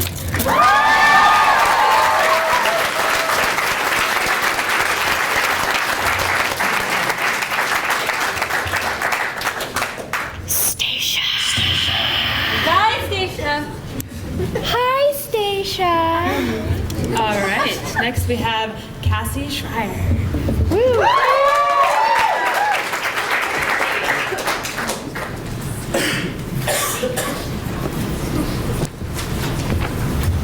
Hello. This is a poem about one of my heroes in his life, I guess. Alright. There's no place like home. Curling up in the arms of your parents, a youthful, brown-haired, freckled kid. The inviting warm sun touching your skin, reminding you of the better times.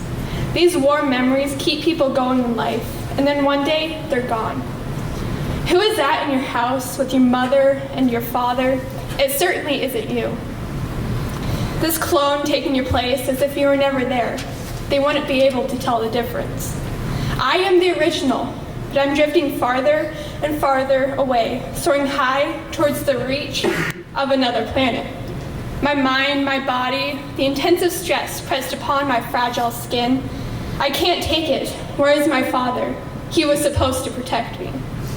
I am stronger than I believe, but this does not mean I don't lose myself. Almost as if I'm assigned this knolling number that is supposed to define my life. This is not my body I held so dear, but I like this one even better. In a way, I feel augmented, almost enhanced. Only a few could survive this. This uncontrolling urge eating away at my chest, whispering in my ear, sleep well. They let me pick. Did I ever tell you that? Choose whichever one I wanted. You had something they didn't, something no one saw, but me. Can you guess? Luck. Was I wrong? Stop truth, cleanse high charity. The chaos, the madness, the calm before the storm. This pillar of autumn. I strive for life and the survival of all that's precious, not only to me, but to everyone. I thought I lost you. I thought I lost you too. My chest still pulsating with the flow of my blood. This feeling, it's not over. Wake me when you need me. Thank you.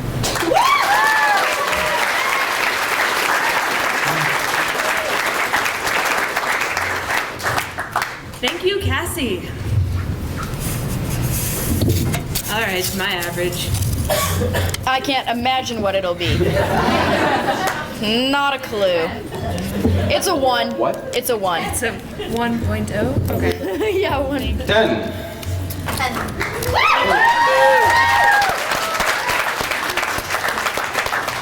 Jesus. For Cassie, we've got a 9.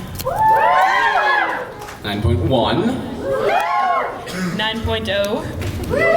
9.5. And 8.9. You don't have to hide behind your low score. We won't actually hurt you. She doesn't trust you, Caleb. I get that a lot. Hot girl. Hot girl. Bye, Stacia. You should say a different name next time. Really throw people off. Oh, okay. Sam, God, Niederman. It's Sam Niederman.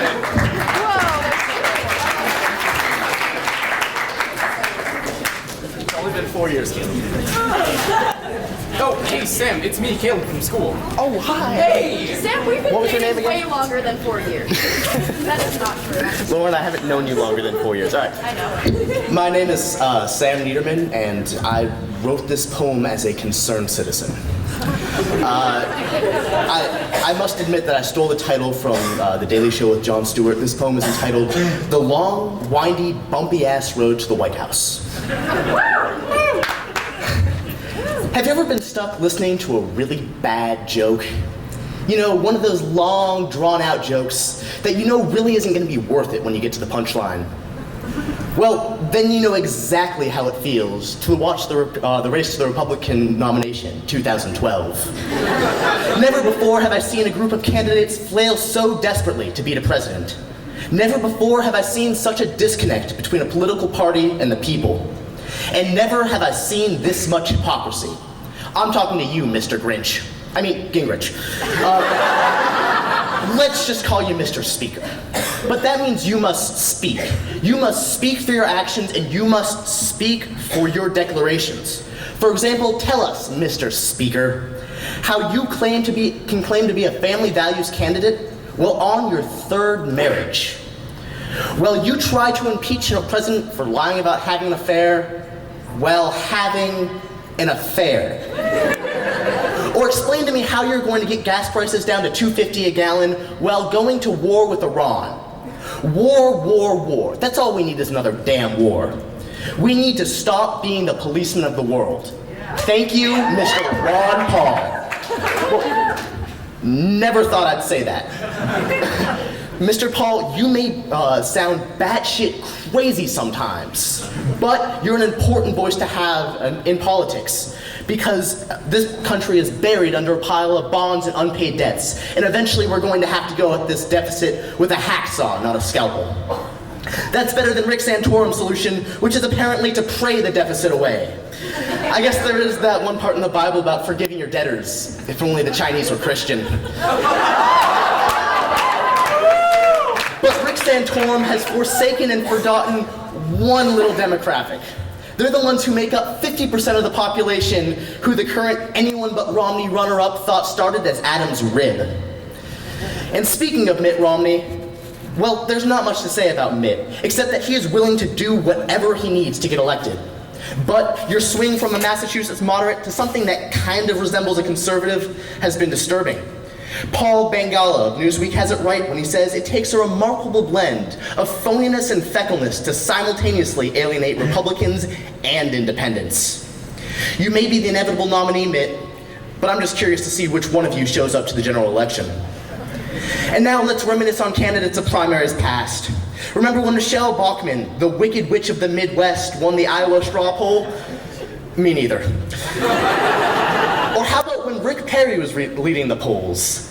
Yeah, that lasted till he opened his mouth. And Herman Cain had a shot until he unzipped his pants. The man supposedly assaulted 4 or 5 different women as the head of a pizza company. Imagine what he would do as the president of this country. He would be walking around every women's correctional facility in the state with his pants around his ankles yelling, "Who wants a pardon?"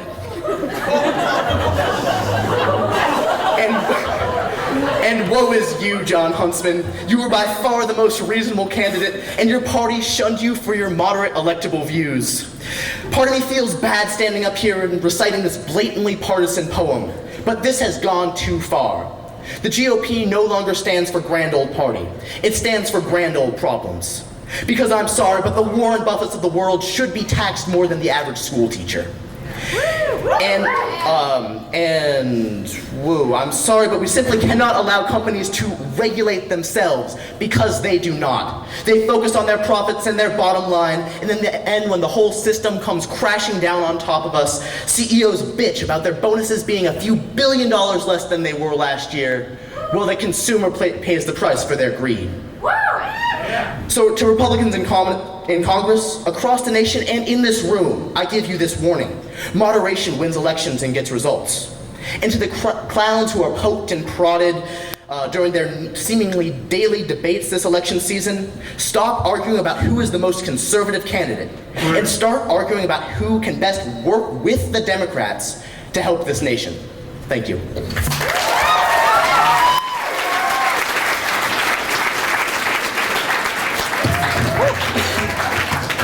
Death of me. Guess what? I get a vote in the next election. That's pretty cool, huh? Yeah, woo! So excited. Lauren, I know that this is a blind date, but I should introduce you to Mike here. Mike, Lauren, Mike. I am not amused. I should introduce you to my fist. See, that wasn't funny Can either. we just get our average for Cassie, please? 9.03. 9.03!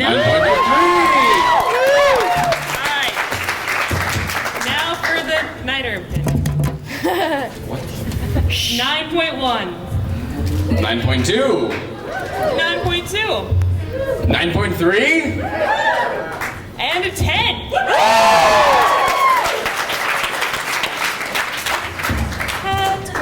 Hat girl. We need Joanna up here. Hey guys, I'm Lauren. Ew, I hate her. She's fat. I'm just kidding. Next. I was talking about me. I was Nathaniel Goodburn. Back joke from earlier. Please don't back Go, Nate!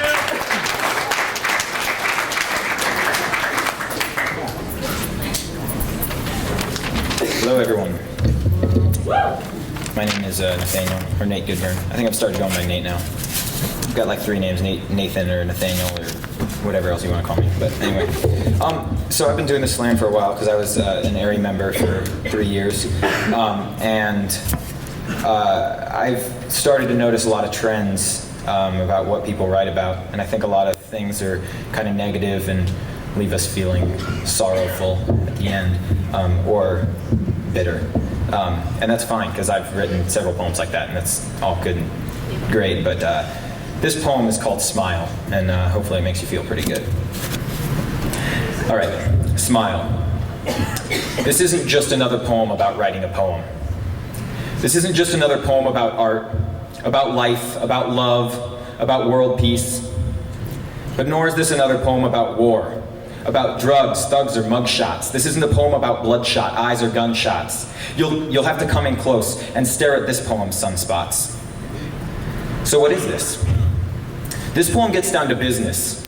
This poem won't make you wait long, but it feels long because it feels like Christmas. This poem makes breakfast in bed for its mistress. When this poem heard about what Limbaugh said, it started fuming, then promptly told Rush to kiss this. This poem might ask you to dismiss this. So don't worry where this poem is going. The more time you spend thinking, the less time you'll have knowing. Because the best kind of rest is that kind that keeps going.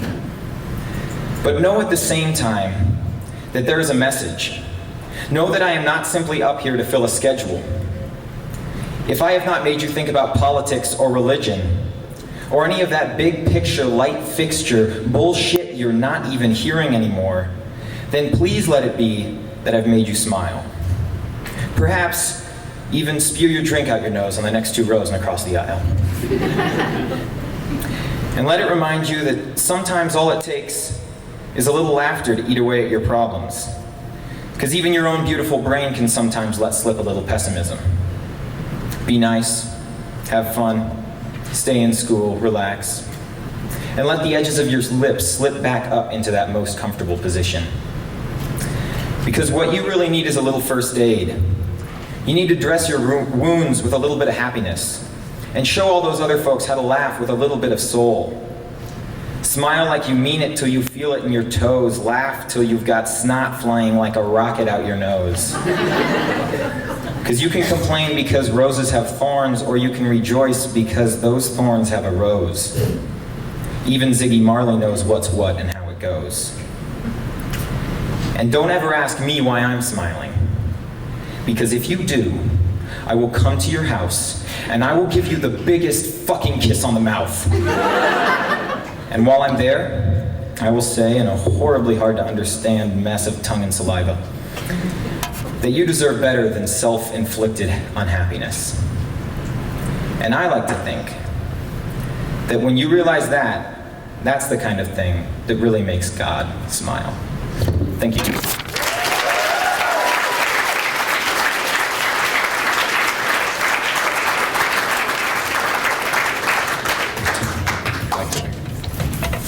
At least I didn't run into it. Progress. Thank you, Nathaniel. That made me smile. Yeah. I'll be smiling for the rest of the reading.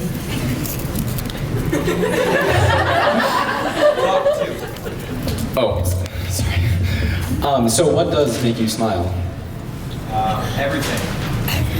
Surprise. Makes me smile. Thank you. Scorekeepers. 9.23. 9.23. Sam! Should make you smile. The judges are. And for Nathaniel, where are the judges smiling? We've got a 9.4. Half smile. We've got a 9.3. Slightly less. Half smile. We've got a 9.5. Grin. A 9.6. Bigger grin. And a 9.5. And a grin.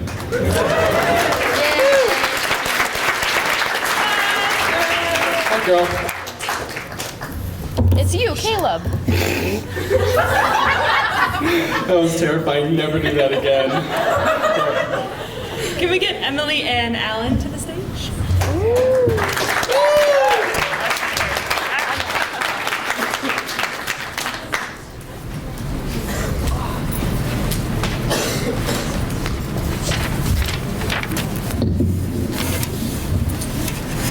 This poem is called Lemongrass Girl. Slipping through rain, lemongrass girl, spicy like saffron. I'm the lazy tumbleweed hooked to the undercarriage of your car because I love your story. I'm a lemongrass girl. I turn cartwheels and smile at trees and keep memories in a suitcase next to a sandalwood fan. I'm a lemongrass girl, and I believe that hope does not need feathers. I like the sun, I like yellow, I like to smile until my eyes crinkle. Can I be your friend? Because sometimes I feel lonely, outside and removed. Will you take this tumbleweed inside your car? I would like to ride shotgun, man the stereo so you can drive. Open the windows, see my hair is curly, and I like ice cream, and I like to smile until my eyes crinkle. But I want to make you laugh.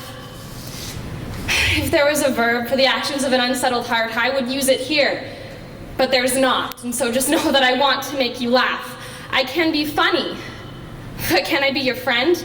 This is a desperate plea because I love your stories. Did you know that I write? I feel like that smiling child 3 feet below you. But my eyes are gray, not baby blue. I'm your equal. So will you be my friend? I am sweet and we should be friends. I like writing inductively. That's how I wrote this, to get to this end. Instead of a tumbleweed, you will see me, at least I want you to, as a lemongrass girl. Thanks.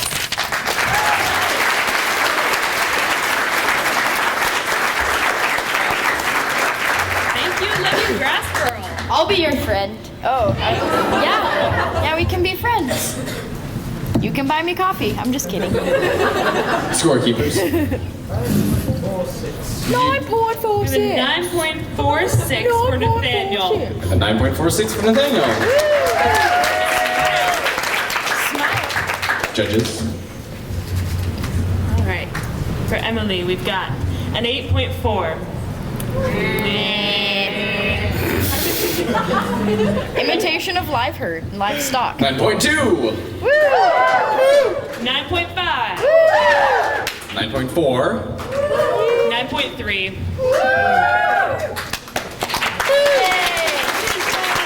Yay, new friend. Hi, girl.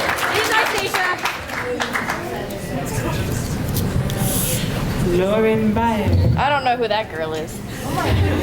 Okay, I'm gonna send it this one. Okay, you have to speak really close to that one. Okay, I'll use the other one then. Yeah. Use Mike. Okay, hi Mike. So, I'm more prepared than Caleb and Alyssa because I have my poem memorized. Ooh. So, this is actually a pretty serious poem, and I'm sure you guys have heard about the massive problem we've had lately with drinking and driving.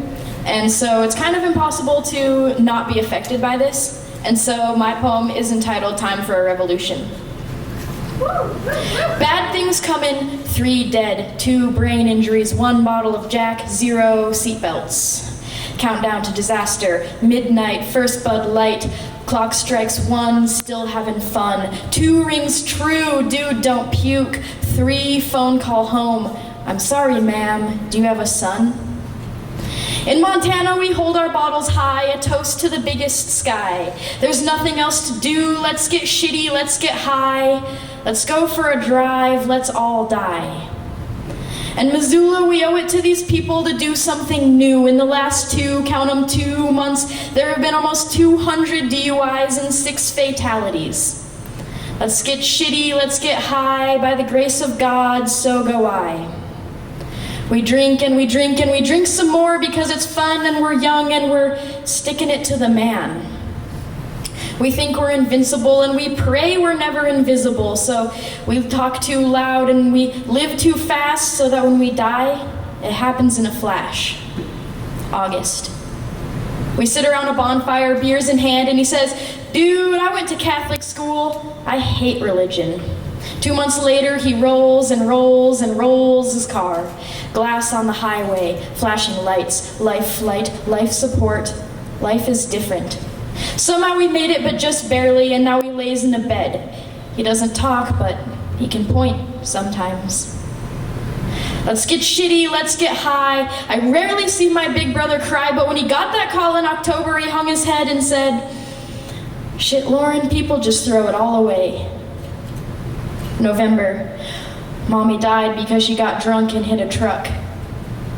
January, Daddy still loves you, though his neck is broken, he can't talk. March, son, your best friends are dead. Tell me, how do you feel? How's your head? I'm only 17. I've never been in love and I'm too young to vote, so you'd think that's too young to die, but I'm old enough to give you a list of those that have. He'll never graduate. She'll never hold her daughter's hand through the terrible twos. He'll never walk again. She can't imagine why this happened. And maybe my words seem hypocritical, not true, because yes, I too have been in the backseat, had too much to drink and didn't say, "Dude, can you drive?" I just put my head against the cold glass of the window and slept through the ride. But Missoula, we lead the country in drunk driving and we're still not listening. It'll never happen to me. I'm not that drunk. It's chill. I'm fine. I'll never die. But that's the biggest fallacy of all. It's easy to die. Too easy. Missoula, we lead the country in drunk driving. This is not a call for emotion. This is a call to arms. We must do something. If not for the children we've already lost, then for the ones we may someday have. I don't want my kids to know what drunk driving is. I don't want to go through all the what ifs and it's not fair is in the hardest farewell of all. Missoula, we lead the nation in drunk driving. It's time we lead the nation in fixing it. Thank you.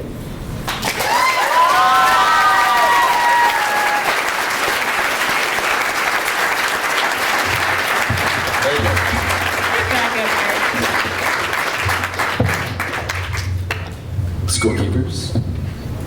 9.3. 9.3.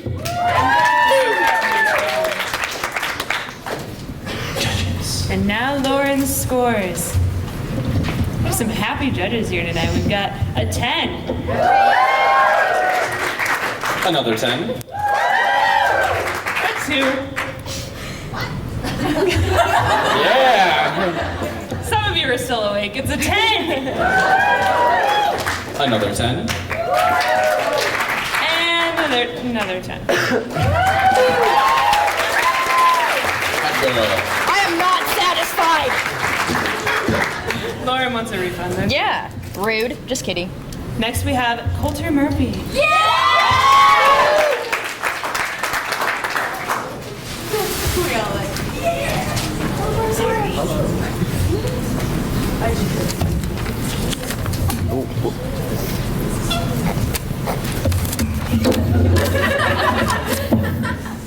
Hello, my name is Coulter Murphy. Can you all hear me? This poem is entitled, "Do You Know What You Want to Do After High School?" It happens all the time in locations like the public library, Break Espresso, the Snowball Chairlift, because if you talk to an adult long enough, it's bound to come up. And it bothers the hell out of me. Usually the adult knows it too. They'll preface it with "so," as if that extra "oh" sound will make it sound more casual. Or they'll make it really short and abrupt, which is the same as saying, "You better not give me some stupid answer, kid." Little known fact, your parents are actually supposed to give you 2 talks. The second is much, much worse. "Son, come here, we need to have a talk. Soon you will be out on your own. You'll be paying your own bills, doing your own laundry, washing your own dishes, making your own food. But you can't do any of that without a good job. When you go to college, you're not going to be one of those washed up, good-for-nothing homeless kids. You're going to get a job in college, and you're going to like it, and you're going to make money, because, damn it, no son of mine is going to have student loans." Every single person at least 3 years older than you has some little piece of advice to give you about what to do with your life. They tell me things like, take a year off, join the military, travel the world, smoke a ton of weed, become a Hindu, get really good at yoga, And to those people, I have some advice for you too. Stop telling me what to do. If I wanted your advice, believe me, I'd ask you. They hide it in small talk. How about this weather? Did you hear it's supposed to snow all week? So who's that girl I've seen you with? Oh, by the way, what do you want to do with the rest of your life?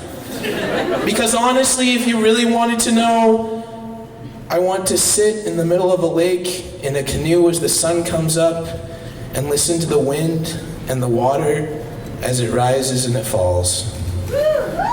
I want to steal a shopping cart from Walmart, fill it full of flowers, and anonymously roll it through the sliding doors, watching the look on the greeter's face when he reads the note. These are for you. I want to sit on top of a cliff and yell the names of all the people that ever made me hurt. I want to stand in bare feet, feeling the soil between my toes, hand in hand with that one girl, anchored by the land, her hand as if love were about to be banned. I want to find a stone that is perfectly round and throw it into the river, returning it to its maker.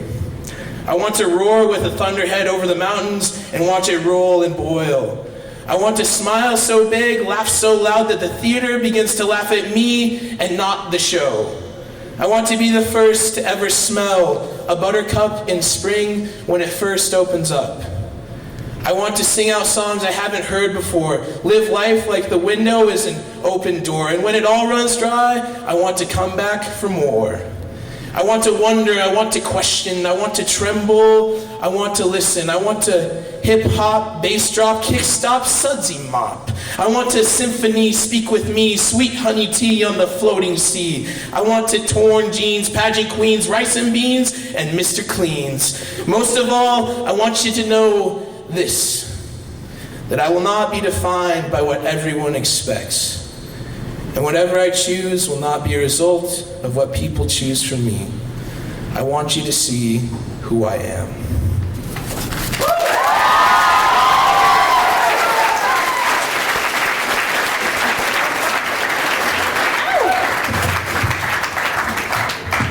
I want to say something. Coulter, you should find me after the reading. I've got some great life advice for you. You know what it'll be? It'll be something about missing 100% of the shots you never take. Scorekeepers. 10. Oh, so you mean that 10 plus 10 plus 10 divided by 3 is 10? No. Obviously, you failed math. She's a math teacher. She can help you. So, Coulter, let me ask, what do you want to do with the rest of your life?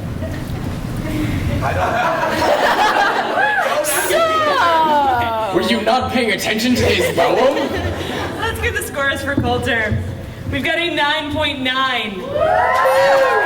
A little cynical because now we've got 10. 10.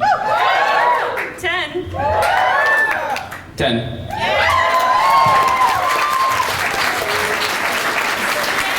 Stacia, stop clapping and get up here. Get on it, Stacia. You've been doing this long enough. Aha, okay.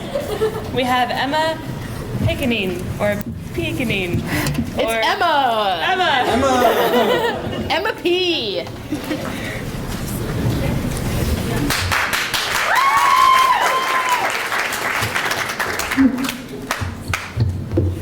I'm small. This is called searching. People come and go throughout the lives of the living. People see and blind themselves throughout times of seeing. What I see is the skyline, those that walk among the lakes, those that walk among the skies. I feel those that guide me. As I absorb throughout the translucent hues of blue, I wish you, I want you, I absorb you. Through the dusk of forgotten day, I am beloved, you. Receive me. Am I speaking in words that say thee, find me? I'm here within these opaque lines of black. Come navigate the worlds of fluorescent lines. Have you found me? I am here with tears of the indecent, the unincredible, the original. I am normal, the everyday. As I walk this way through the lives of the dying, combine me. Your mind, your eyes, your fantasy. I shall welcome you into the mind of secret. I meditate.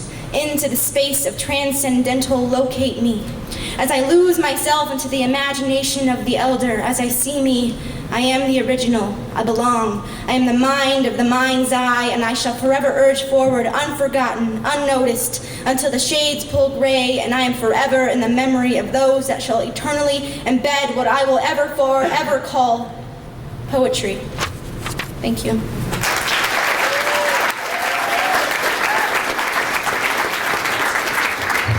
Thank you, Emma. Emma P. Hear it for Emma P. I think you guys need to wake up a little bit. So, yeah, okay. So let's get the score for Coulter real quick. The average was 10. Coulter, I think I figured out what you want me to do with the rest of your life, buddy. You should be a slam poet. No! Judges? 9. All right, for Emma, we've got a 9. That was the same 9 Caleb said, scorekeeper. 9.1. 8.9. Thanks, old. We should just brand abandoned pizzas. Bah! 9. That's what And 9.3.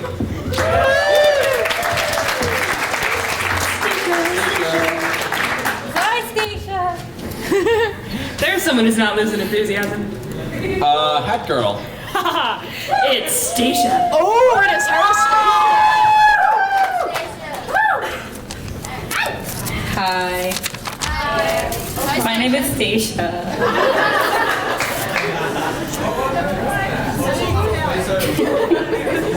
Stacia. So I wrote my poem about middle school. And it's called Dear Teacher.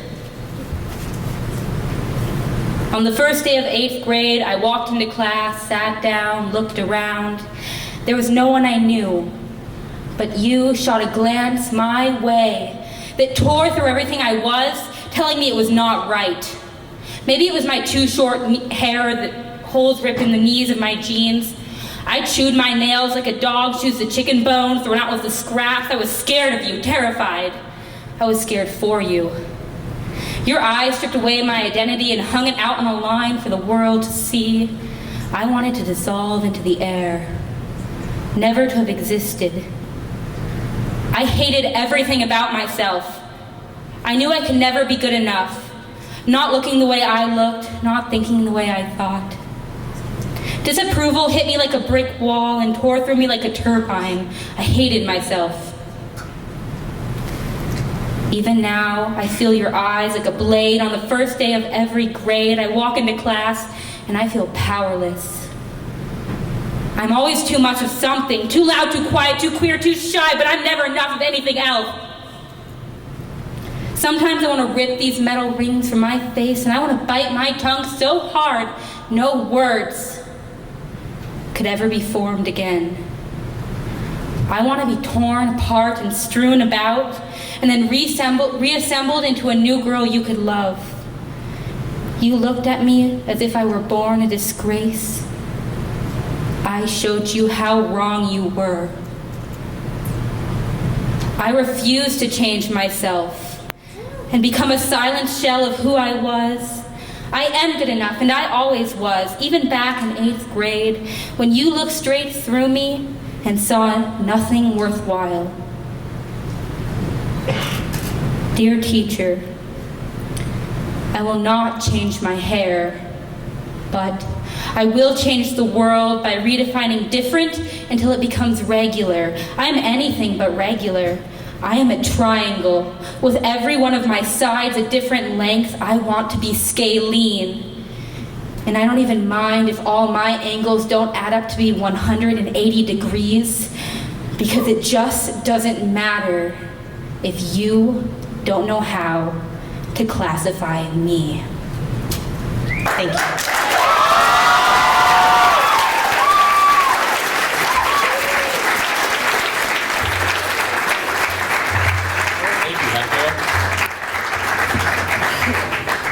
Thank you, Stacia.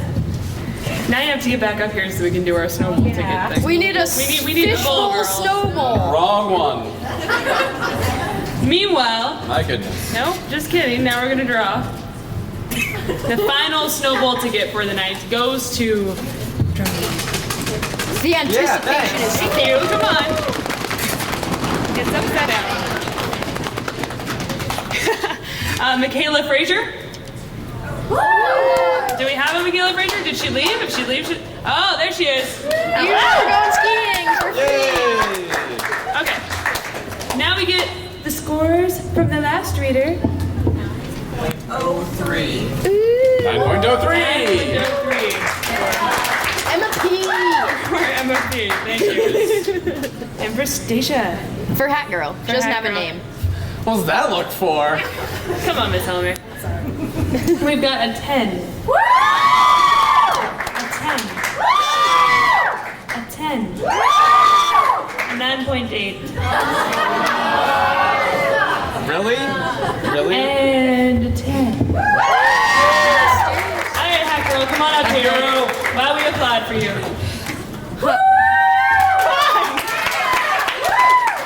Eric Wendell. Eric Wendell. All right, that was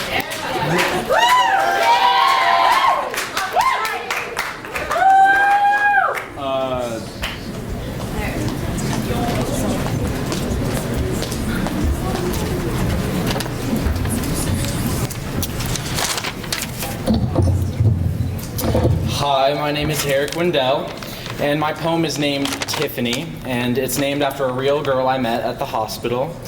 And unfortunately, everything in this poem is real. Her name was Tiffany, which didn't seem to fit, because when you think of Tiffany, you think of a tall, tan teen with double D tits and a penchant for cheerleading. Instead, she was a short, black-haired girl who looked like a cat and worked at Hardee's. She always seemed to find the bright side in every situation, despite the reality of her own. The alcoholic, bipolar mother who yelled at her over the hospital phone and told her to never come back. The stepdad who beat her and yelled at her and did God knows what else when the lights were turned off. The trailer she shared with 7 ex-convicts and a baby by Sealy Lake, smoking grass all day and getting shit-faced at night. Her boyfriend's best friend who raped her and gave her a disease, and the disease of a boyfriend who ripped her heart out for it over the phone. She was the kind of girl whose life was threatened by the broken plastic knife she used to slash razor-thin cat scratches up and down her arms during the rush hour shift at Hardee's. The kind of girl who made you feel guilty to be alive and grateful for all you have, and why did she have nowhere to go, and why did I think I had problems, and why did nobody give a shit about her? Because she was just another crazy person in a nut house that had overstayed her 5-day vacation by 2 weeks. Because only after hearing her tell everything could anyone really understand her. I still think about her sometimes and wonder what she's doing and where she's at and if she's even alive. I imagine her someplace warm, a place without prescriptions and white walls and vacant visiting hours and pain. I imagine her outside in the sunshine, with the wind blowing in her hair and music dancing in the air, where everything is beautiful all the time, always. I imagine her happy. I imagine. But I honestly don't know, because I just knew her as Tiffany, the bravest person I ever met. Thank you.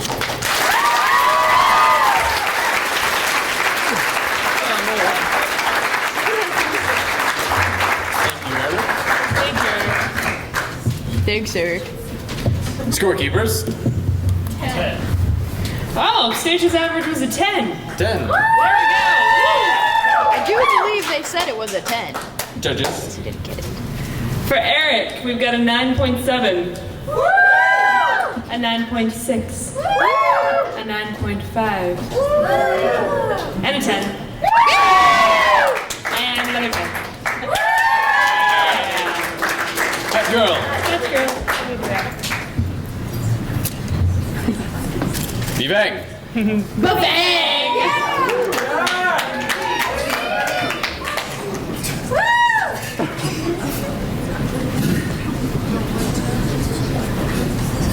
So I have been sitting in that chair for the longest time, calling my name every time. This is me, this is me.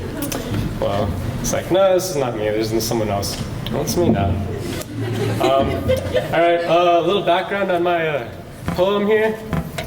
I wrote it last night at 2 o'clock in the morning because I couldn't sleep, and I have yet to sleep since then, so here we go. If it doesn't make any sense, I am sorry. It is called Time is of the Essence. In the moment that hands brush, time stands still, and my eyes connect with the one I love. And all of a sudden, BAM! The Wicked Witch of the West smashes the mirror, and I wake up feeling worse than I did before I went to bed. And my head is throbbing with the pain. It's insane how I can't deal with what is real, so I dream of fairy tales, when really I am just walking on 9-inch nails because life goes so fast that I cannot handle the tangible. So I dream of lies, and I later despise my own creation of imagination, and I feel like lying and dying because it's so hard to keep trying to catch that rainbow when the fuel burns the desire to inspire, the one you most desire runs dry, and she can't see that it's really me who likes her for who she is and not for who she should be.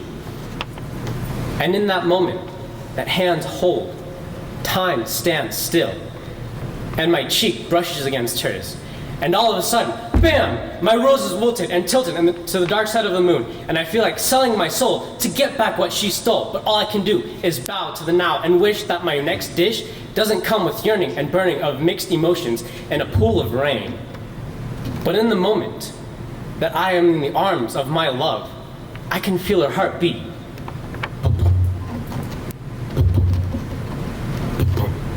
Then all of a sudden, BAM! I can't breathe as my body starts falling to parts, and I feel the pieces of me, and I find pieces of me in front of a tree, and the only way past is by advancing my toe. So I climb this straight at a heart's rate to stay in time with my spirit. Then I hear it, a laugh that mocks and shocks the very being of my seeing and understanding, of who's demanding of my expectations in relations when I look and see it's me, judging me. And in that moment, time stops completely. And I understand the man who holds the key to my being happy is me, and only me. Thank you.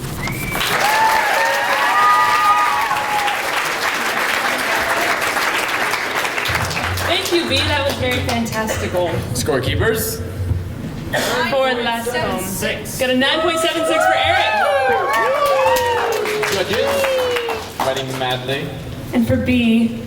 Come on, come on. We got a 9.4. She was in a hurry. 9.8. 9.6. 5, 6. 6. 9.3. And 9.6. Alright guys, we're in the home stretch. Couple more poems. It's apparently it's a shark attack coming I'm so sorry. Your life must be ruined. Okay, can we just get Sarah Yovich to jump here? Yeah.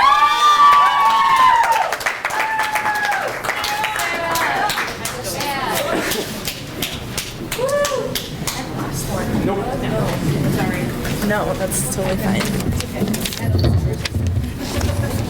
I'd like to make it a point that I was definitely sitting and waiting longer than B was, so. And Miss Helmer, eye contact. Extra credit, thank you.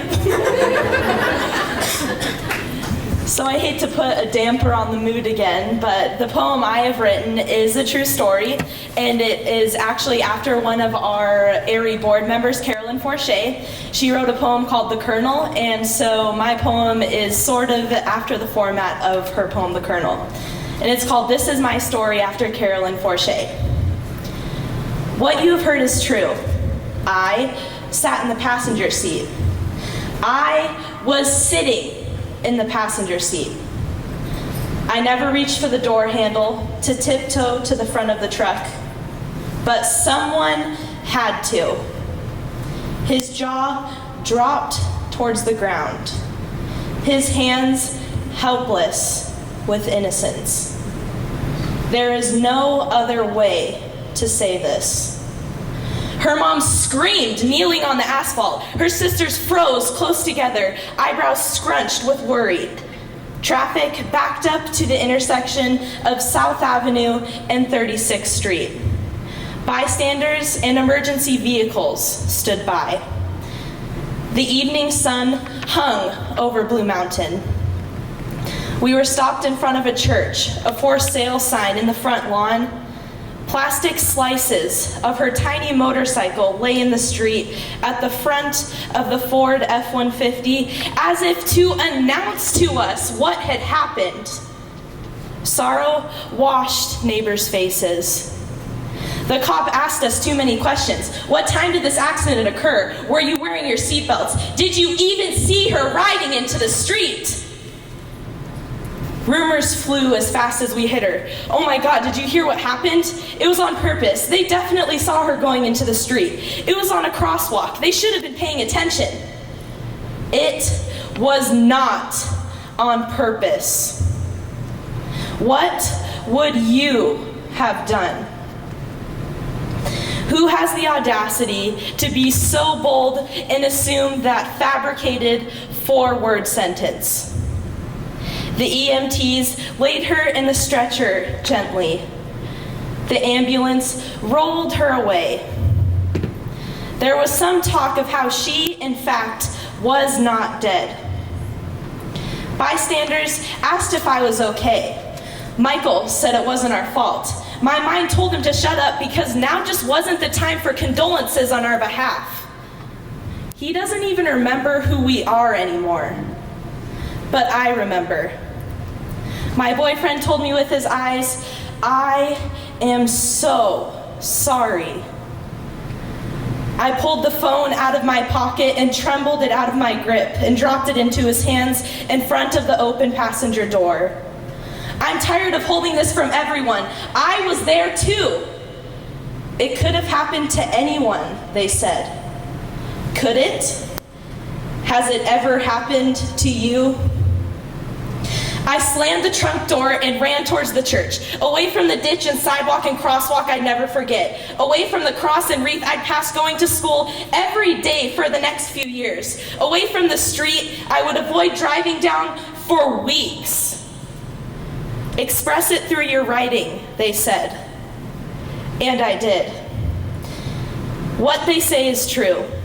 On September 19th, 2010, at 6:30 p.m., I was involved in a car accident where the truck I was being driven home in struck and killed a young girl. This is my story.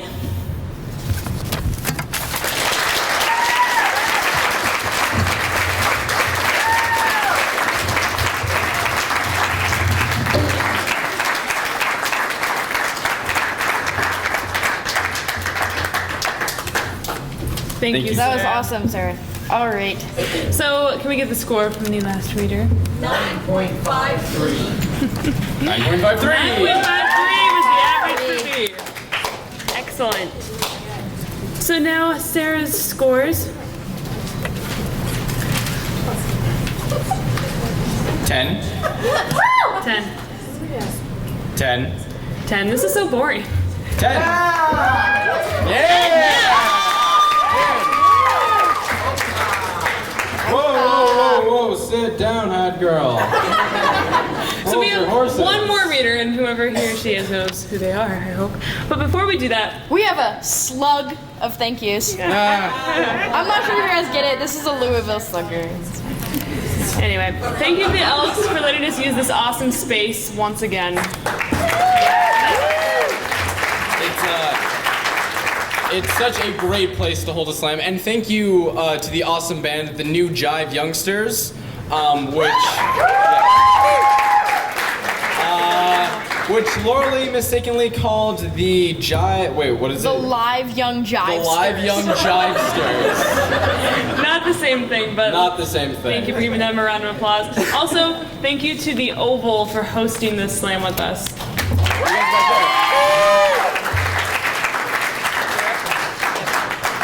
Thank you to Tajbo for the continued support and spreading word of the slam.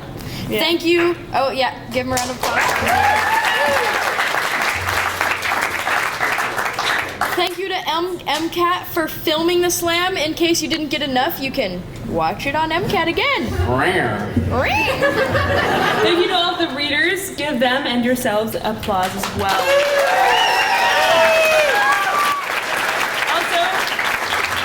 Reminder to go in the back and buy Airy raffle tickets as well as Airy merchandise, Airy books, and Oval books as well. Thank you. Like right now. Actually, don't do it right now because we have another reader and more stuff to say. But later. So, big thanks in general to the Missoula Writing Collaborative. Thank you so much to Robert Lee and David Cates for your continued support of our program. And one more time, a big thanks to Robert Stubblefield and the staff of the Oval.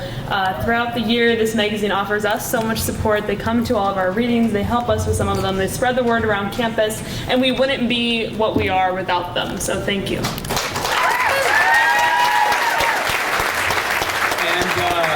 Oval people, I apologize for this. This is another example of our awesome preparation. So, the newest edition of the Oval recently went to print and will be out soon. April 17th. April 17th. 5 days after the Dana, so you guys can do both. And they're having a big unveiling party. April 17th. 10 days. Awesome. So, also, a huge, in all caps, thank you to Dan Seekman, Krista Umphrey, and Jenny from Salish Kootenai College for allowing us to spread workshops in your school and your classrooms. Spreading the word of slam was actually Alyssa and my senior project, so thank you for helping us graduate.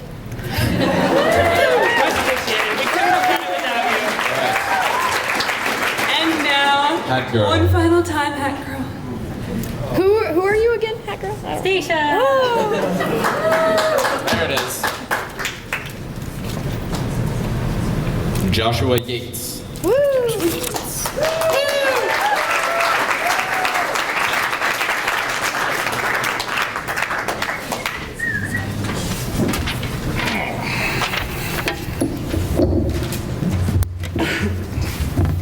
You're all clogged up.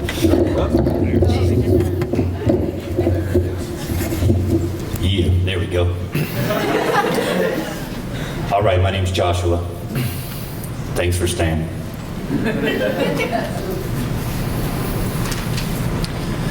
A 10-day fasting. Living in a tent for 10 years, traveling. Asking for help, but only asking for help when help is needed. Like rain dancers, in harmony with the drum, but still in love with the sun. Like a homeless bum, or should I say a harmless man, on the corner of 3rd and Pike. I heard he's Christ. His church is life. He writes think love with a fat cap on the freeway. In fact, Jack, he lives the freeway. There's a man at a mission. He's sipping in a glimpse of the way things can be. Now this man, he's sitting wishing that the earth would sing. He wears no shirt cause his curse is clean. He's got an urge to scream. He writes in cursive B. Works at the church on the first for free. On top of the job he got to support his family. He's sandwiched in between the sand and the sea. A salmon upstream refusing to quit. With a plan and a dream he's choosing to live. A child forgets to look both ways before crossing the street. To go hug her uncle and ask to get pushed on the swing. She barely avoids tragedy thanks to quick judgment of Jeep. Scary how life can end so quick without you ever reaching your dreams. With a collage of words, a lot can occur. I've seen a rhyme philosopher lose her purse and skirt. She used to fuse the earth. I swore to Josh she would murk any nerd who would deter her from what she deserved. She was one of the greatest I'd ever heard. I used to ride the bus up 33rd every third Thursday to learn. Her wordplay would burn whomever concerned. But then Erica, she turned. She turned to drugs and dugs. She lost her love, forgot her passion. She got to have it. She could have had it. But she had to have it. Not the record needle, the other one. The one that led her to her fantasy kingdom.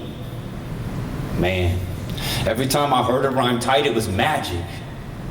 Damn drug addicts supporting their habits. A moment of clarity, the instant the beat sings. A parody of what it'd be if we could just make peace. You see, apparently merrily, I'm supposed to consume. And sparingly doesn't compare to the ability to waste food. Give us 1, give us 2, give us 3 portions. America, land of the free. More like land of the cheap fast food than the fat youth that we torment and abuse. Before finishing drinking from your mom's breast, you're forced to forebest directly in your foreheads. Seek precious metals such as gold. And you can't eat dessert if you don't finish your vegetables. You're never given a chance. Corporate America to feed us hostess and set up fat camps. But you know what? You gotta watch out for the quiet ones. They turn into the generals when the fires and the riots come. They try to hurt us like some elephants and murder for a higher cause. And when the churches and the serpents blend, we're certain to rise for God. I forgot. What's the point of it anyway?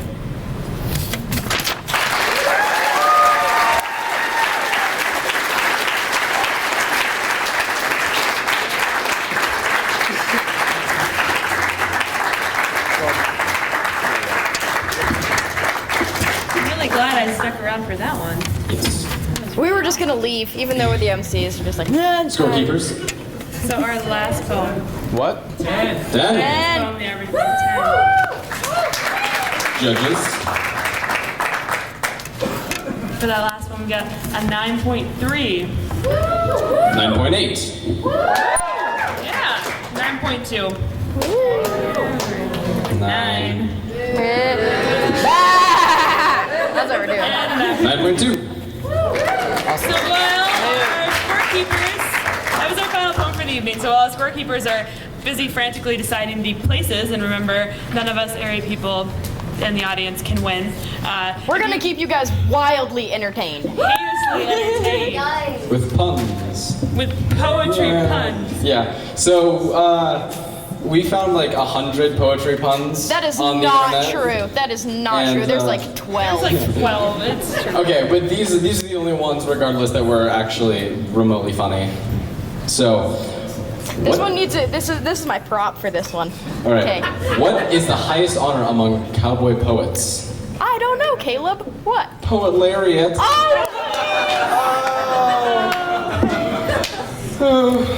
Oh man, the humor is endless. Also, a brief note, earlier during our O.J. Simpson bit, I don't know if you guys remember, we worked really hard coming up with that, and we were going to bring up this giant bottle of I orange did. juice. I drank out of it. Oh, you did? I thought we didn't bring it up we at were all. so panicked, so we brought it up again. Okay. Well, you guys ready for another really funny poetry joke? Yeah. Okay. Oh, I was about to read the same one. How do poets say goodbye? Goodbye? Oh, no, that's a lame so guess. poetic. Okay, ready? Here it is. I'd like to linger a little longer, but it's getting alliterate.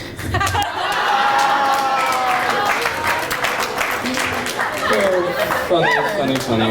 Okay. So how do poets say hello? How? Hey, haven't we met before? What did the poet say to Luke Skywalker? I don't know, Caleb. What did the poet say to Luke Skywalker? May the force be with you. Okay, this is my favorite. This is really cute. Are you guys ready? Yes. Are you really, Mrs. Helmer? Yes. Okay. Where do poems come from? Lauren. Poetries.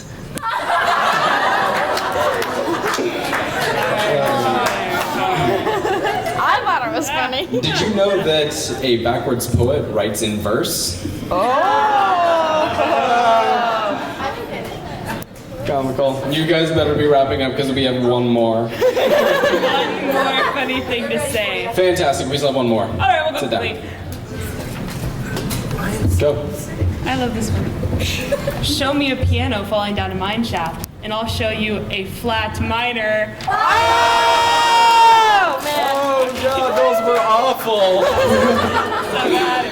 Oh, Thank boy. goodness we've got the awards ready. Yay! All right, we need some drum rolls, please. come up and stand on the stage. Please come up and accept your award. And stay standing up here. Okay, so what do we start with then? Okay, we had a tie for first place. Well, no, we'll start with 5th place. 5th place. Starting with last well, place. what I was getting to is since we had a tie for first place, we weren't able to do 5th place. So we have 2 first placers. Let's start with 4th place. 4th place. So in 4th place, we have Emily Ann Allens.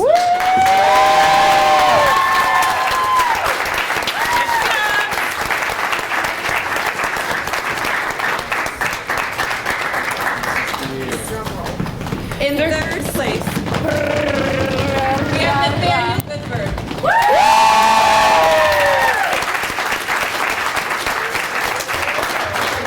Apparently you made the right people smile, Nate. Okay. In 2nd place. In 2nd place, we have the wonderful B. Vang.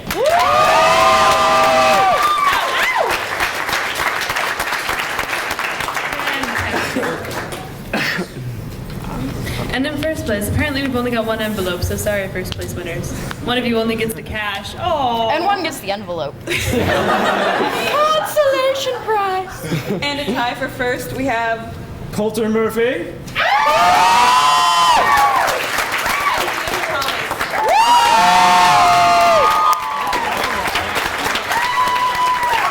Actually, I want to give it up for our winner. If I did the depth All right, let's hear it for the winners, which is everyone.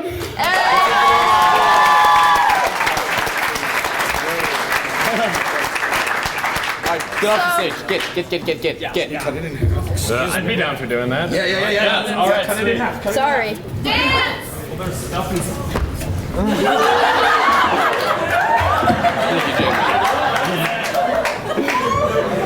Sit back down. Stop. Keep it up. So, Right. this concludes tonight's festivities, but it doesn't really because I'm sure you all have lots of money that you'd like to go spend at that table back there. On Opals and Aries and raffle tickets and Dana tickets and oh my. The options Thank are you all for endless. Thank you so coming much, tonight. guys. I hope